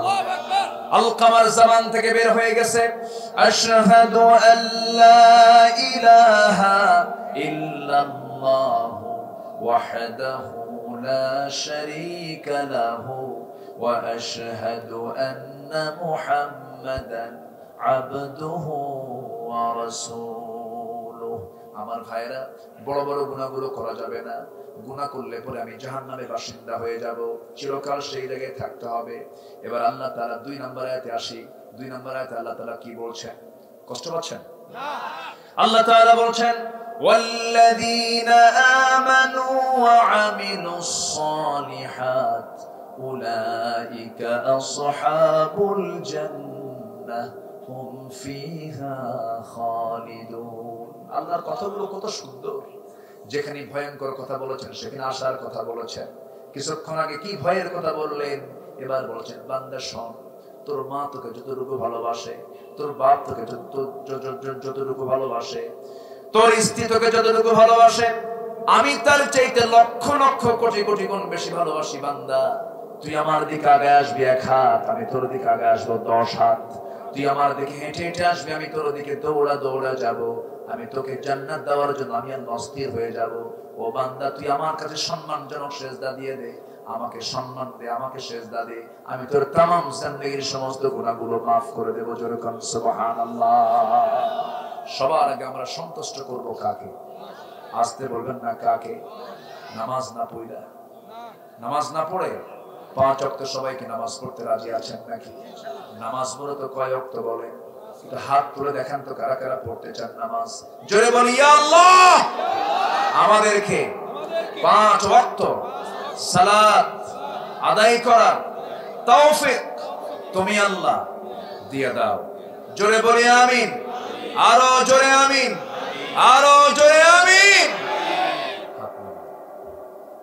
এই গ্রামের নাম কি? খালকুলার। এই গ্রামকে আমরা দেখতে চাই। আগামী 1 বছর টার্গেট করবেন যুব সমাজ। আগামী 1 বছর এই গ্রামকে আমরা দেখতে চাই বেনামাজি মুক্ত একটি গ্রাম। জোরে বলি ইনশাআল্লাহ, আরো জোরে বলি ইনশাআল্লাহ। এই যে ওঠে কেন? এই যে বসেন মুরব্বী, একটু বসেন, বসেন না, না এইভাবে বলা যাবে না, একটু বসেন। আর একটু, আমি আর একটু সময় চাচ্ছি, চেয়ে নিচ্ছি সময়। কেউ যাবেন না।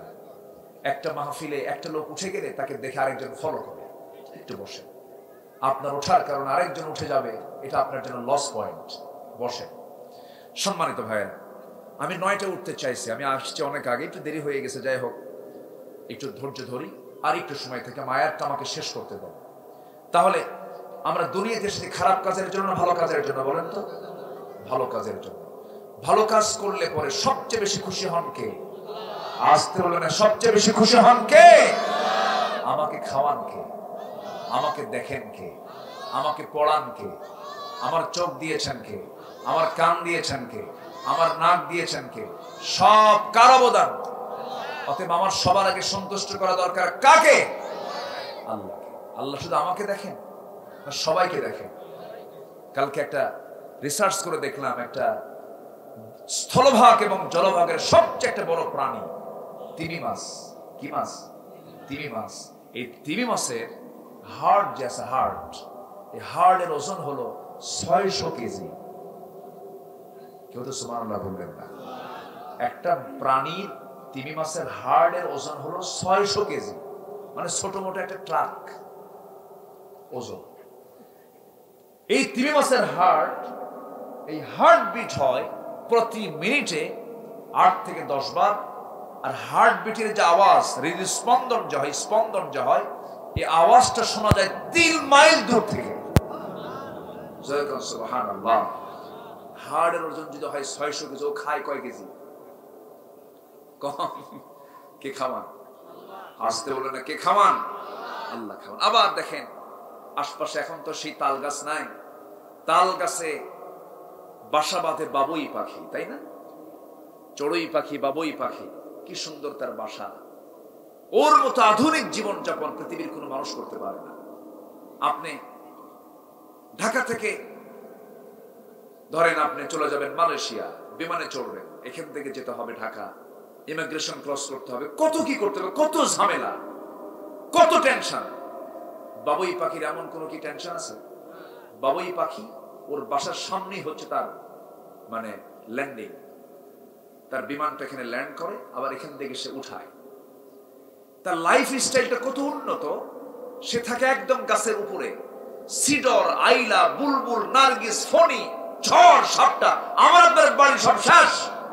তাল গাছও ঠিক, বাবুই গাছও, বাবুই পাখিও ঠিক। যেরকম সুবহানাল্লাহ, কি সুন্দর তার বাসার ডিজাইন গুলো। চালু করবে তার মেশিনের ব্রেনের ভিতরে একটা মানে কি বলে একটা ফাংশন, সে অন করে, 2 দিকের পাখাটা অন করে বিশাল একটা সফরে বের হলো। কোথায় কোন খাবারগুলো আছে, খাবারগুলো নেয় আর মুখ থেকে বলে লা ইলাহা, লা ইলাহা ইল্লাল্লাহ। কে দেখেন? সব প্রাণী জিকির করে কার? আর মানুষ জিকির করে কার? নেতা। জিকির করে কার? নামাজ নাই, কালাম নাই, কিচ্ছু নাই, ও একদম সারাদিন ধরে পড়ে আছে। এগুলো করার সময় নাই আমাদের। সবার আগে আমরা সন্তুষ্ট করব কাকে বলেন? আল্লাহকে আমরা সন্তুষ্ট করব। দুনিয়া থেকে আমি আপনি বিদায় হয়ে যাব, আমার আপনার জন্য সবার চেয়ে সবচেয়ে আমার প্রিয়জন হবেন আমার আল্লাহ তাআলা। নাম্বার 2 হলেন মুহাম্মদ সাল্লাল্লাহু আলাইহি ওয়াসাল্লাম। আমি যদি ঈমান টানতে পারি, ঈমান টানতে হবে কার উপরে? আমার দেশে বহু লোকের নামই আছে ঈমান আলী, নামাজ পড়ে না। নাম হলো রমজান আলী, রমজান মাসে দুপুরবেলা ভাত খায়, আছে না? নাম হলো হিম্মত আলী, সাইকেলের চাকা বাস রয়েছে ফেরে পড়ে। নাম হলো বাদশা মিয়া, ভিক্ষা করে। কি করে? ভিক্ষা করে। নাম হলো আতর আলী, গোটা গায়ে গাজার গন্ধ। গোটা গায়ে কিসের গন্ধ? গাজার গন্ধ।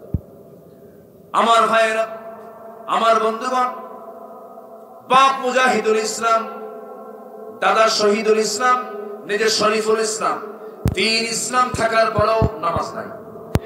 আছে না নাই? ঈমানটা আমরা ভালো করে আনবো, জোরে বলি ইনশাআল্লাহ। আমার জীবনের চাইতে বেশি প্রিয় মনে করব দ্বিতীয় মুহাব্বত যার উপর হবে, তিনি হচ্ছেন মুহাম্মদ সাল্লাল্লাহু আলাইহি ওয়াসাল্লাম। বুকটা ফেটে যায় আমার দেশে এই বিগত 15-20 বছরে রাসূলকে যে গালি দেওয়া হয়েছে, পৃথিবীর অন্য কোন দেশে এত গালি দেওয়া হয়নি। এখনো চলছে, আছে না নাই? আমার মনে হয় কি জানেন, একটু কান লেগে কথাটা শুনবেন।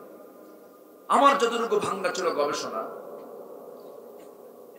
আমার নবীজির প্রতি আল্লাহ তাআলার যে বান্দা পৃথিবীতে যত আসছেন, নবীর পরে, রাসূলের পরে দামি ব্যক্তি হলো সাহাবীরা। দামি ব্যক্তি কারা?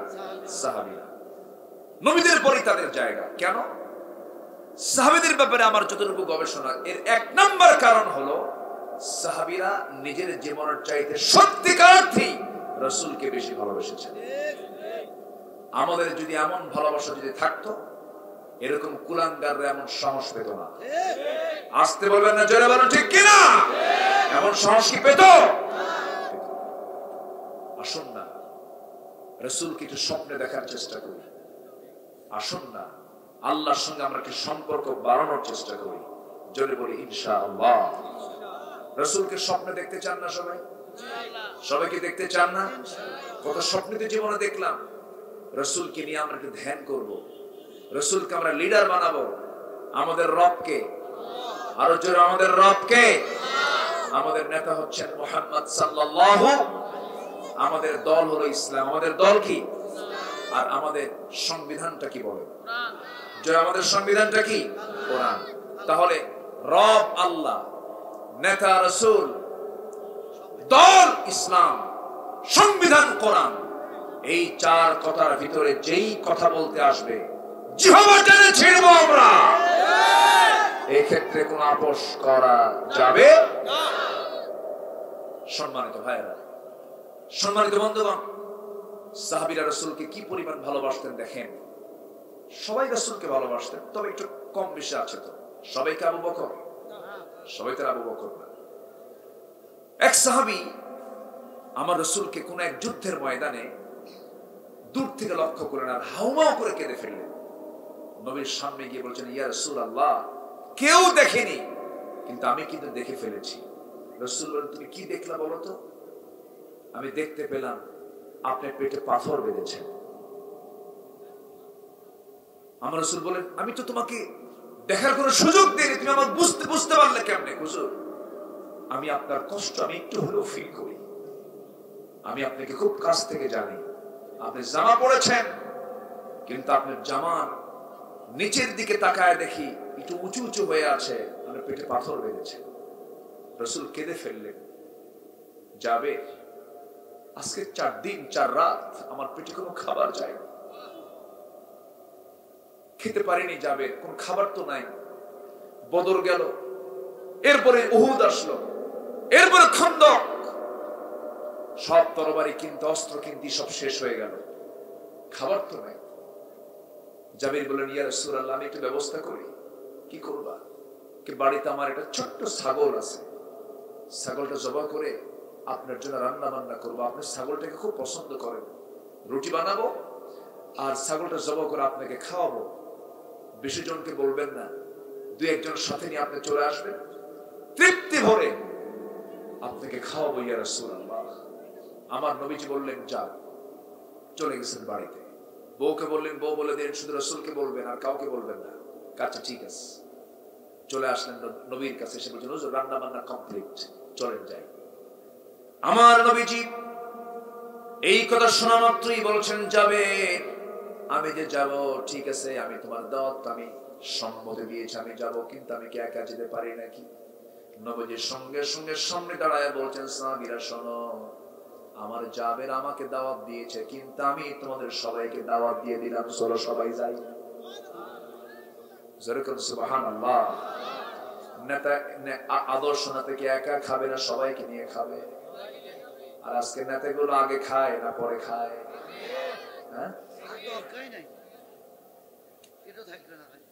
কথা বলবো, কথা বলবো। আমার বন্ধুগণ, নবীজি আমার সঙ্গে সঙ্গে বলছেন সাহাবীরা তোমরা আমার সঙ্গে সবাই মিলে চলো, একসঙ্গে যাব জাবিরের বাড়িতে দাওয়াত, আমরা দাওয়াতটা খাবো। সাইয়েদনা জাবির বলছেন ইয়া রাসূলুল্লাহ কেমন যেন হয়ে গেল ব্যাপারটা, আমি কেমন করে আমি সামলাবো হুজুর? রাসূল মুস্কি হাসি মেরে বললেন জাবির রে, বান্দা যা রিজিকের দায়িত্ব তার, চলে যাও, কোনো চিন্তা করো না। আমার বন্ধুগণ, আমার নবীজি সারা জীবন সব সময় নিজের দিকে আগে তাকাতেন না, আগে দেখতেন কার পেট অপূর্ণ আছে সেই দিকটা আগে খেয়াল করতেন। ইভেন বাড়ির বউ আম্মা জান আয়েশা সিদ্দিকা বলেন গ্লাস ভর্তি আমি দুধ নিয়ে যেতাম নবীর কাছে, বলতাম হুজুর আপনি দুধটা পান করেন। নবী আমার দিকে ঠেলে দিয়ে বলতেন আয়েশা তুমি আগে পান করো, পান শেষে আমাকে দিবা। আম্মা জান আয়েশা বলেন আমি রাসূলকে কোনোদিন আগে খাওয়াতে পারি নাই, রাসূল আমাকে উল্টা আগে খাওয়া দিয়ে এরপর তিনি বাকি অবশিষ্টটা খেয়ে নিয়েছেন। রাসূলকে আমি সহজে আগে সালাম দিতে পারি না, তিনি আমাকে সালাম দিয়েছেন। নবীজি সবার জন্য আগে সবকিছু ম্যানেজমেন্ট করে এরপর নিজের জন্য চিন্তা করেছেন। সেই নবীজি বলছেন ওরে যাবে তুমি চলে যাও, আল্লাহ ফয়সালা করবেন। বাড়ি থেকে বউকে বলছেন বউ কাম তো সারা, 6 কেজি ছাগল দাওয়াত দিয়েছে 600 সাহাবী। সুবহানাল্লাহ বলবেন। কিন্তু আল্লাহ পারবেন না? পারবেন। আল্লাহ পারবেন না? পারেন কিনা? আল্লাহ বলেন পারেন কিনা? আমার নবীজি সাইয়েদনা জাবির কি বলেন, জাবির বান্দা যা রিজিকের দায়িত্ব তার। এই কথা গিয়ে যখন এই জাবির যখন তার বউয়ের সামনে গিয়ে বলছেন বউ কি করা যায়, রান্না বান্না করেছে কোনো তো উপায় নাই। এবার সাইয়েদনা জাবিরের বউটা বলতেছে ইয়া হে আমার স্বামী আপনি চিন্তা করেন কেন, যে বাড়িতে মেহমান আসে বেশি সেই বাড়িতে বরকত বেশি। যেরকম সুবহানাল্লাহ। কিছু কিছু বাড়ির বউরা আছে মেহমান দেখলে ওদের গা জ্বলে, আছে না? আছে না নাই বলেন? মেহমান আছে যে ঘরে বরকত আছে সেই ঘরে। মেহমান নিয়ে খাবেন, বরকত ফুরাবে না, চাউল ফুরবে না, বাজার ফুরবে না। যে বাড়িতে মেহমান বেশি সেই বাড়িতে আল্লাহ তাআলার এক্সট্রা রহমত থাকে বেশি। সাইয়েদনা ইব্রাহিম আলাইহিস সালাম কখনো মেহমান ছাড়া খেতেন না, রাসূল কখনো মেহমান ছাড়া খেতেন না। যখন আপনি সালামটা দিলেন, সালাম দিয়ে বলছেন বউ আমার এই যে ব্যাগ বাজার করার সময় হয় নাই, সাথে মেহমানকে নিয়ে এসেছি, এখন কি করা যায়, বড় তো বিপদে পড়ে গেলাম। বউ বলতেছে আমার স্বামী চিন্তা করেন কেন, বান্দা যা রিজিকের দায়িত্ব তার। মেহমান যখন এসেছে সে রিজিকটা সাথে নিয়ে আসছে, কোনো চিন্তা করবেন না। যেরকম সুবহানাল্লাহ। এমন বউ তো বান্দার ঘরে ঘরে। আমার আপনার বউ হলে কি হতো, 3 মাস বাজার নেই আবার মেহমান নিয়ে গেছে, কি হতো বলেন? ঝাঁটা না? না আছে, ভালো কিছু আছে। ওই সাহাবী কি করলেন বলছেন আমার স্ত্রী এখন কি করা যায়। স্ত্রী বলছেন স্বামী আমার কোনো টেনশন করবেন না। ওই যে একটা তুষের বস্তা দেখা যায়, তুষের বস্তা একটু মাটিতে নেমে দেন। তুষের বস্তা মাটিতে নেমে দেওয়া হলো। চালনা দিয়ে চালতে চালতে চালতে চালতে মোটে কিছু জবের খুদ বের হলো। সেই খুদটাকে পিষদানি থেকে পিষে পিষে এটাকে আটা করা হলো, খামির করা হলো। মোটে 2টা রুটি প্রস্তুত হয়ে গেল। কত কষ্ট করে করে 2টা রুটি তারা বানিয়েছেন। বানিয়ে দিয়ে স্বামীকে বলছে, স্বামী আমার, এই 2টা রুটি নিয়ে মেহমানের সামনে দিয়ে বসবা না, চট করে চলে আসবা। তুমি যখন চলে আসবি আমার ঘরে ঢোকার সঙ্গে সঙ্গে লাইটটা বন্ধ করে দেব, বুঝাই দেবো আমরা খাবার খেয়ে নিয়েছি। তুমি যদি ওখানে বসে থাকো তোমার জন্য একটা রুটি বরাদ্দ হয়ে যাবে, তোমাকেও খেতে হবে, মেহমানের পেটটা ভরবে না। গোটা রাত না খেয়ে মেহমানকে কষ্ট করে মোটে 2টা রুটি দিয়েছেন, যতটুকু পারছেন তাদের সাধ্যে কুলাইছে। ফজর নামাজ পড়তে গেছেন তালহা মেহমানকে সাথে নিয়ে। নামাজ শেষ, সবাই চলে যাচ্ছে, পিছন থেকে রাসূল বলছেন, তালহা রে এইদিকে আসো। তালহা বলছেন, ইয়া রাসূলুল্লাহ, মনে হয় ফেরেশতা আপনাকে খবর দিয়েছে আমি মেহমানকে সম্মান করতে পারিনি। হুজুর আপনি আমাকে মাফ করে দিয়েন, আপনার দেওয়া মেহমানকে আমি যথোপযুক্ত কোনো সম্মান করতে পারিনি, আপনি আমাকে মাফ করে দিন। রাসূল বলছেন, তালহা উল্টা কথা বলো কেন? গত রাত্রে তুমি এবং তোমার বউ যে পরিমাণ মেহমানদারি করেছো, আর শাজিব খুশি হয়ে গেছে। সুবহানাল্লাহ। আমার বন্ধুগণ, আমার ভাইয়েরা, বলছিলাম জাবিরের কথা। অনেক লম্বা লম্বা কথা ছিল, সময় তো ধীরে ধীরে শেষের দিকে আস্তে আস্তে চলে যাচ্ছি। একটু মনোযোগ দিয়ে কথাগুলো শুনবেন। ইসলাম মানলে পরে সব জায়গায় শান্তি আছে না নাই? বলেন, আসতে বলবেন না আছে না নাই? এই প্রেক্ষাপট যখন চলে আসলো, দেখেন সাহাবীরা রাসূলকে কি পরিমাণ ভালোবেসেছেন, কি পরিমাণ উদারতা দেখিয়েছেন। আমার নবীজি বলছেন, যাবে চিন্তা করো না, তোমার মেহমানদারি আল্লাহ পাক করায় দিবেন। জোরে কোন সুবহানাল্লাহ। আমার নবীজি একদিন জাবিরকে সাথে করে নিয়ে বাইরে থেকে মদিনার দিকে আসতেছিলেন। নবীজি একটা উটে চড়েছেন, জাবির একটা উটে চড়েছেন, অন্য সাহাবীর উটের পিঠে চড়েছেন। সবার উটগুলো জোরে জোরে যাচ্ছে, জাবিরের উটটা বুড়া হওয়ার কারণে আস্তে আস্তে যায়। তিনি বলছেন, ইয়া রাসূলুল্লাহ, আমি আপনাকে খুব ভালোবাসি, আমার বুড়া উটের জন্য একটু দোয়া করেন তো, আমার উটটা যেন একটু জোরে সরে যায়। আমার নবীজি মুস্কি হাসি মেরে লাঠি দিয়ে একটা গুতা মারলেন উটের গায়ে। এমন দৌড় মারলো, সবাইকে হারায় দিয়া সবার আগে জাবির মদিনায় চলে গেছে। আমার নবীজি বলেন, যাবে তোমার উট এখন তাজা হয়ে গেছে, উটটা বেচবা নাকি আমার কাছে? হুজুর আপনি যদি নিতে চান আমি বিক্রি করব। আমার রাসূল বলেন, ঠিক আছে দাও। টাকা দিলেন, উটের লাগাম হাতের মধ্যে নিলেন।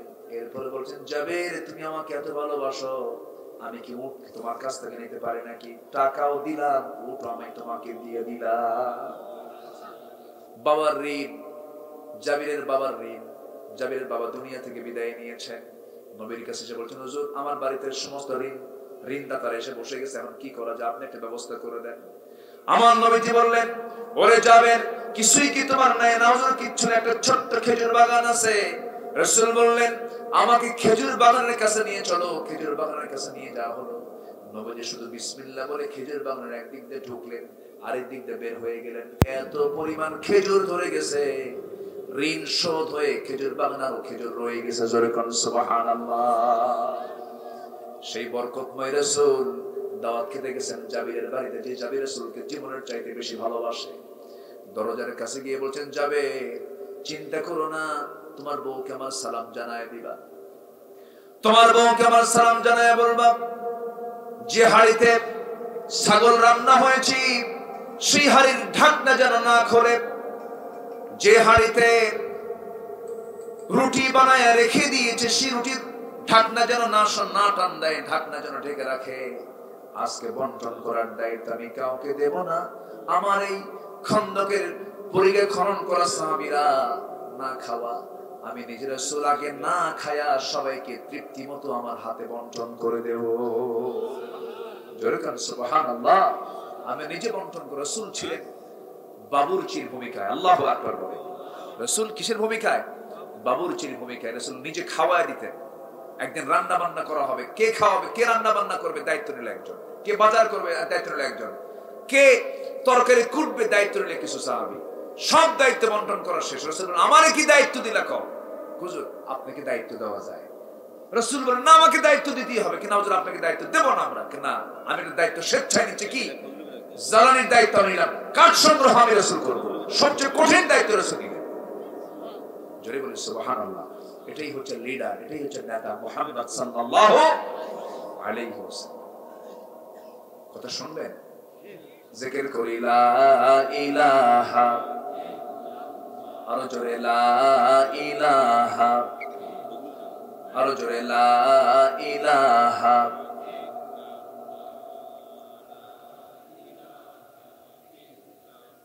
আরো জোরে লা ইলাহা, সুবহানাল্লাহ আলহামদুলিল্লাহ লা ইলাহা, আরো জোরে লা ইলাহা, লা ইলাহা ইল্লাল্লাহু মুহাম্মাদুর রাসূলুল্লাহ সাল্লাল্লাহু। এই যে কাজগুলো সাহাবীরা করছেন, এটা বদ আমল না নেক আমল? বলেন বদ আমল না নেক আমল? নেক আমল। আমাদের জীবনে বদ আমল হতে পারে, কিন্তু সেটা পরিমাণে বেশি হওয়া যাবে না। নেক আমলের পরিমাণটা বেশি হতে হবে। খারাপ কোনো পাপ কাজে যাওয়া যাবে না। হঠাৎ করে পাপ কাজে চলে গেছি, সঙ্গে সঙ্গে মাফ চেয়ে নেবো কার কাছে? গুনাহ হতেই পারে, গুনাহ হবে না? আজ থেকে গুনাহ হবে না? আমাদের কার জীবনে গুনাহ নাই বলেন? কেউ আছেন বলতে পারবেন যে আমার জীবনে গুনাহ নাই? গুনাহ ছাড়া কেউ আছেন? সবার গুনাহ হতে পারে। এমন কি এক মহিলা সাহাবীর কথা মনে হলো আমার এই মুহূর্তে। এক মহিলা সাহাবী, নসরুল্লাহর সাহাবী, জিনার মতো একটা বড় গুনাহ করে ফেলেছেন। জিনার সঙ্গে সঙ্গে তিনি অনুতপ্ত হলেন, চোখের পানি ফেলে ফেলে কাঁদতে লাগলেন, আল্লাহর কাছে রোনাজারি করতে লাগলেন। এক পর্যায়ে ওই মহিলা সাহাবী চলেই গেলেন নবীর দরবারে, গিয়ে বলেন, ইয়া রাসূলুল্লাহ, আমি জিনার মতো গুনাহ করে ফেলেছি। রাসূল বলেন, না তুমি করো নাই, হুজুর সাক্ষী নাই, কিন্তু আমি নিজেই আর সাক্ষী। আপনি যতবার বলবেন আমি ততবার বলবো আমি জিনার মতো গুনাহ করে ফেলেছি। রাসূল বলেন, জিনা যদি করেই থাকো, পেটে সন্তান আসছে? হ্যাঁ আসছে। উপায় নাই, সন্তান ডেলিভারি না হওয়া পর্যন্ত তোমার উপরে কোনো আইন কার্যকর করা যাবে না, তুমি চলে যাও বাড়িতে। ওই মহিলা সাহেব বলেন, ইয়া রাসূলুল্লাহ, আমি যে বাঁচবো তার গ্যারান্টি কি? আমি তোমার জন্য দোয়া করে দিচ্ছি, তুমি চলে যাও, আল্লাহ তোমার প্রতি রহমত নাজিল করুন। ওই সাহাবী চলে গেলেন বাড়িতে। গিয়ে তার একটাই কাজ, সেটা হলো ক্ষমা চাওয়া। কার কাছে? আল্লাহর কাছে। চোখের পানি ফেলে ফেলে ক্ষমা চাচ্ছেন, তওবা করতেছেন, রোনাজারি করতেছেন। চোখের পানি এমন একটা বরকতের জিনিস, সাত সমুদ্রের পানি দিয়ে জাহান্নাম নিভবে না, কিন্তু বান্দা যদি আল্লাহর ভয়ে চোখের পানি এক ফোঁটা ফেলতে পারে, 7টা জাহান্নাম তার জন্য নিভে যাবে। জোরে বলে সুবহানাল্লাহ। ওই মহিলা ভুল করে ফেললেন, তওবা করতেছেন, আল্লাহর কাছে রোনাজারি করতেছেন। শেষ পর্যন্ত সন্তান ডেলিভারি যখন হয়ে গেছে, ওই মহিলা সাহাবী করলেন কি, 2 দিন পর নয়, 3 দিন পর নয়, 1 দিন পর ডেলিভারির 1 দিন পর নবীর কাছে গিয়ে বলছেন, ইয়া রাসূলুল্লাহ, সন্তান তো ডেলিভারি হয়ে গেছে আমার। রাসূল বলছেন, সন্তানটা জীবিত না মৃত? সন্তান তো জীবিত। রাসূল বলেন, কোনো কথা নাই, হাউলাইনি কামিলাইন, সন্তান তোমাকে অবশ্যই দুধ পান করাতে হবে, নচেত সন্তানটা মারা যাবে। সন্তানের দুধ খাওয়ানো পর্যন্ত তোমাকে এই অবস্থায় রাখতে হবে। মহিলা বলছেন, ইয়া রাসূলুল্লাহ, আমি যে বাঁচবো তার গ্যারান্টি কি? রাসূল বলেন, আমি কিচ্ছু বলতে পারবো না, যাও তুমি তোমার সন্তানের তুমি লালন পালনের দায়িত্ব গ্রহণ করো। মহিলা চলে গেলেন, সন্তানকে দুধ খাওয়াচ্ছেন, অন্য খাবারের প্র্যাকটিস গড়ে তুলে 6 মাসের মাথায় টোটালি দুধ বন্ধ করে দিলেন। আমার বন্ধুগণ, রাসূলের সামনে একজন আসামি এসে সমস্ত দোষ স্বীকার করতেছে, তাকে রাখার জন্য জেলখানার প্রয়োজন হলো না, তাকে ধরার জন্য পুলিশও লাগলো না। ওই বান্দাগুলো একমাত্র ভয় করেছেন কাকে? একটা আদর্শ নাগরিক তৈরি করার জন্য নাগরিককে সবার আগে ভয় ঢুকায় দিতে হবে। কার ভয়? রবের ভয় না রবের ভয়? প্রশাসনের ভয় না আল্লাহর ভয়? আমার ভাইয়েরা, শেষ পর্যন্ত কি হলো? সন্তান 6 মাসের মাথায় নবীর সামনে নিয়ে আসলেন। নবীর সামনে নিয়ে এসে বলছেন, হুজুর এই যে সন্তান দুধ খাওয়া ছেড়ে দিয়েছে, আপনি আমাকে তৃতীয়বারের মতো আর ফেরত দিবেন না। নবীজি কেঁদে কেঁদে বলছেন, ও সাহাবীরা, এই মহিলাকে নিয়ে যাও, সন্তান আমার হাতে তুলে দাও। আমার নবীজি সন্তানটা হাতের মধ্যে উঠায় নিলেন, বলছেন, ও সাহাবীরা, এই সন্তানের লালন পালনের দায়িত্ব যে বান্দা গ্রহণ করবে, আমি রাসূল এবং ওই সেই সাহাবী জান্নাতের মধ্যে 2 নখের দূরত্ব অবস্থান করব। সঙ্গে সঙ্গে একজন সাহাবী এসে দৌড় মেরে নবীর কাছ থেকে সন্তান নিয়ে চলে গেছে। রাসূল বললেন, ও সাহাবীরা, এই মহিলাকে নিয়ে যাও, উন্মুক্ত মরু প্রান্তরে বুক পর্যন্ত পুঁতে রেখে পাথর মেরে শেষ করে দাও। ফারজুমুহুমা নাকালাম মিনাল্লাহ।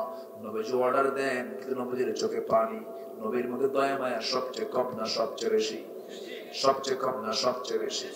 আমার নবীজি কেঁদে ফেলে দিলেন, সাহাবায়ে কেরাম তাকে নিয়ে চলে গেল। সাইয়েদনা আলী বলেন, আমরা যখন ওই মহিলাকে পাথর মারছিলাম, ওই মহিলার কিছু রক্ত আমার গায়ে এসে লাগছিল। তিনি ভরসনা করলেন, তাকে লানত করছিলেন, ভরসনা করছিলেন।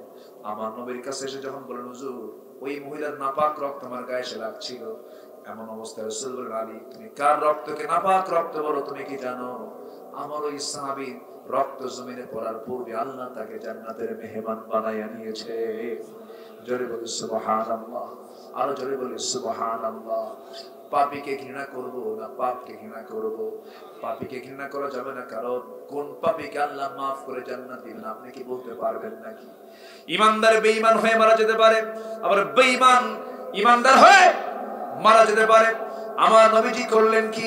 আমার নবীজি বলছেন, ও সাহাবী আলী, যা বলেছো বলেছো, ওই মহিলার জানাজার দায়িত্ব আমি কাউকে দেব না, আমি রাসূল নিজে জানাজা পড়ায় দেব। আমার নবীজি জানাজার দায়িত্ব গ্রহণ করলেন। জানাজা শেষ করে বলছেন, সাহাবীরা, এই মহিলা জীবনের শেষ সময় পর্যন্ত যে পরিমাণ তওবা করেছে, এই তওবা যদি মদিনার 70 জন গুনাহগারদের মাঝে যদি বন্টন করে দেওয়া হতো, প্রত্যেকের গুনাহ মাফ করে আল্লাহ তাআলা প্রত্যেককে 70 জনকে জান্নাত দিয়ে দিতে। আমার ভাইরা, এই জন্য আমরা মাফ চাইবো কার কাছে? আজকে মাফ চাইবো আমরা কার কাছে? ক্ষমা চাইবো আমরা কার কাছে? মাফ করে দেওয়ার জন্য কে আছেন বলেন? আজকে কে আছেন? আল্লাহ আছেন। আল্লাহ তুমি সবাইকে বোঝার তৌফিক দাও। জোরে বলি আল্লাহুম্মা আমিন, আরো জোরে আল্লাহুম্মা আমিন। শেষ করে দেই?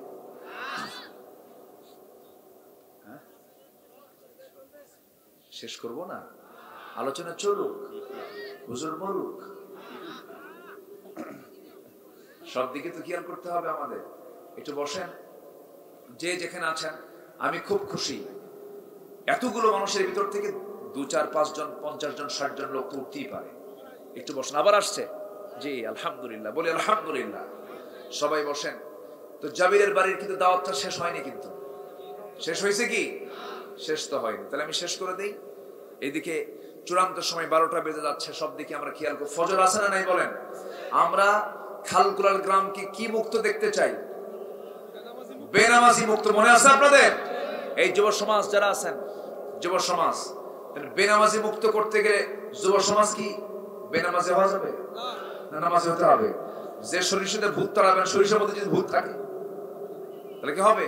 হবে না। যুবকরা সবাই নামাজি হবে। জোরে বলি ইনশাআল্লাহ। আল্লাহ কবুল করুন। তাদের একটা টিম থাকবে, যে টিম দাওয়াতের কাজ করবে, দাওয়াতের টিম থাকবে। তারা তালিকা করবে এই গ্রামে কোন কোন মানুষের উপরে নামাজ ফরজ, মসজিদে যাওয়া দরকার, তাদের তালিকা করে পর্যায়ক্রমে দাওয়াতের মধ্য দিয়ে তারা মসজিদে নিয়ে আসবে। জোরে বলি ইনশাআল্লাহ। এমন টিম গঠন করার তৌফিক তাদেরকে দান করুন। জোরে বলি আল্লাহুম্মা আমিন।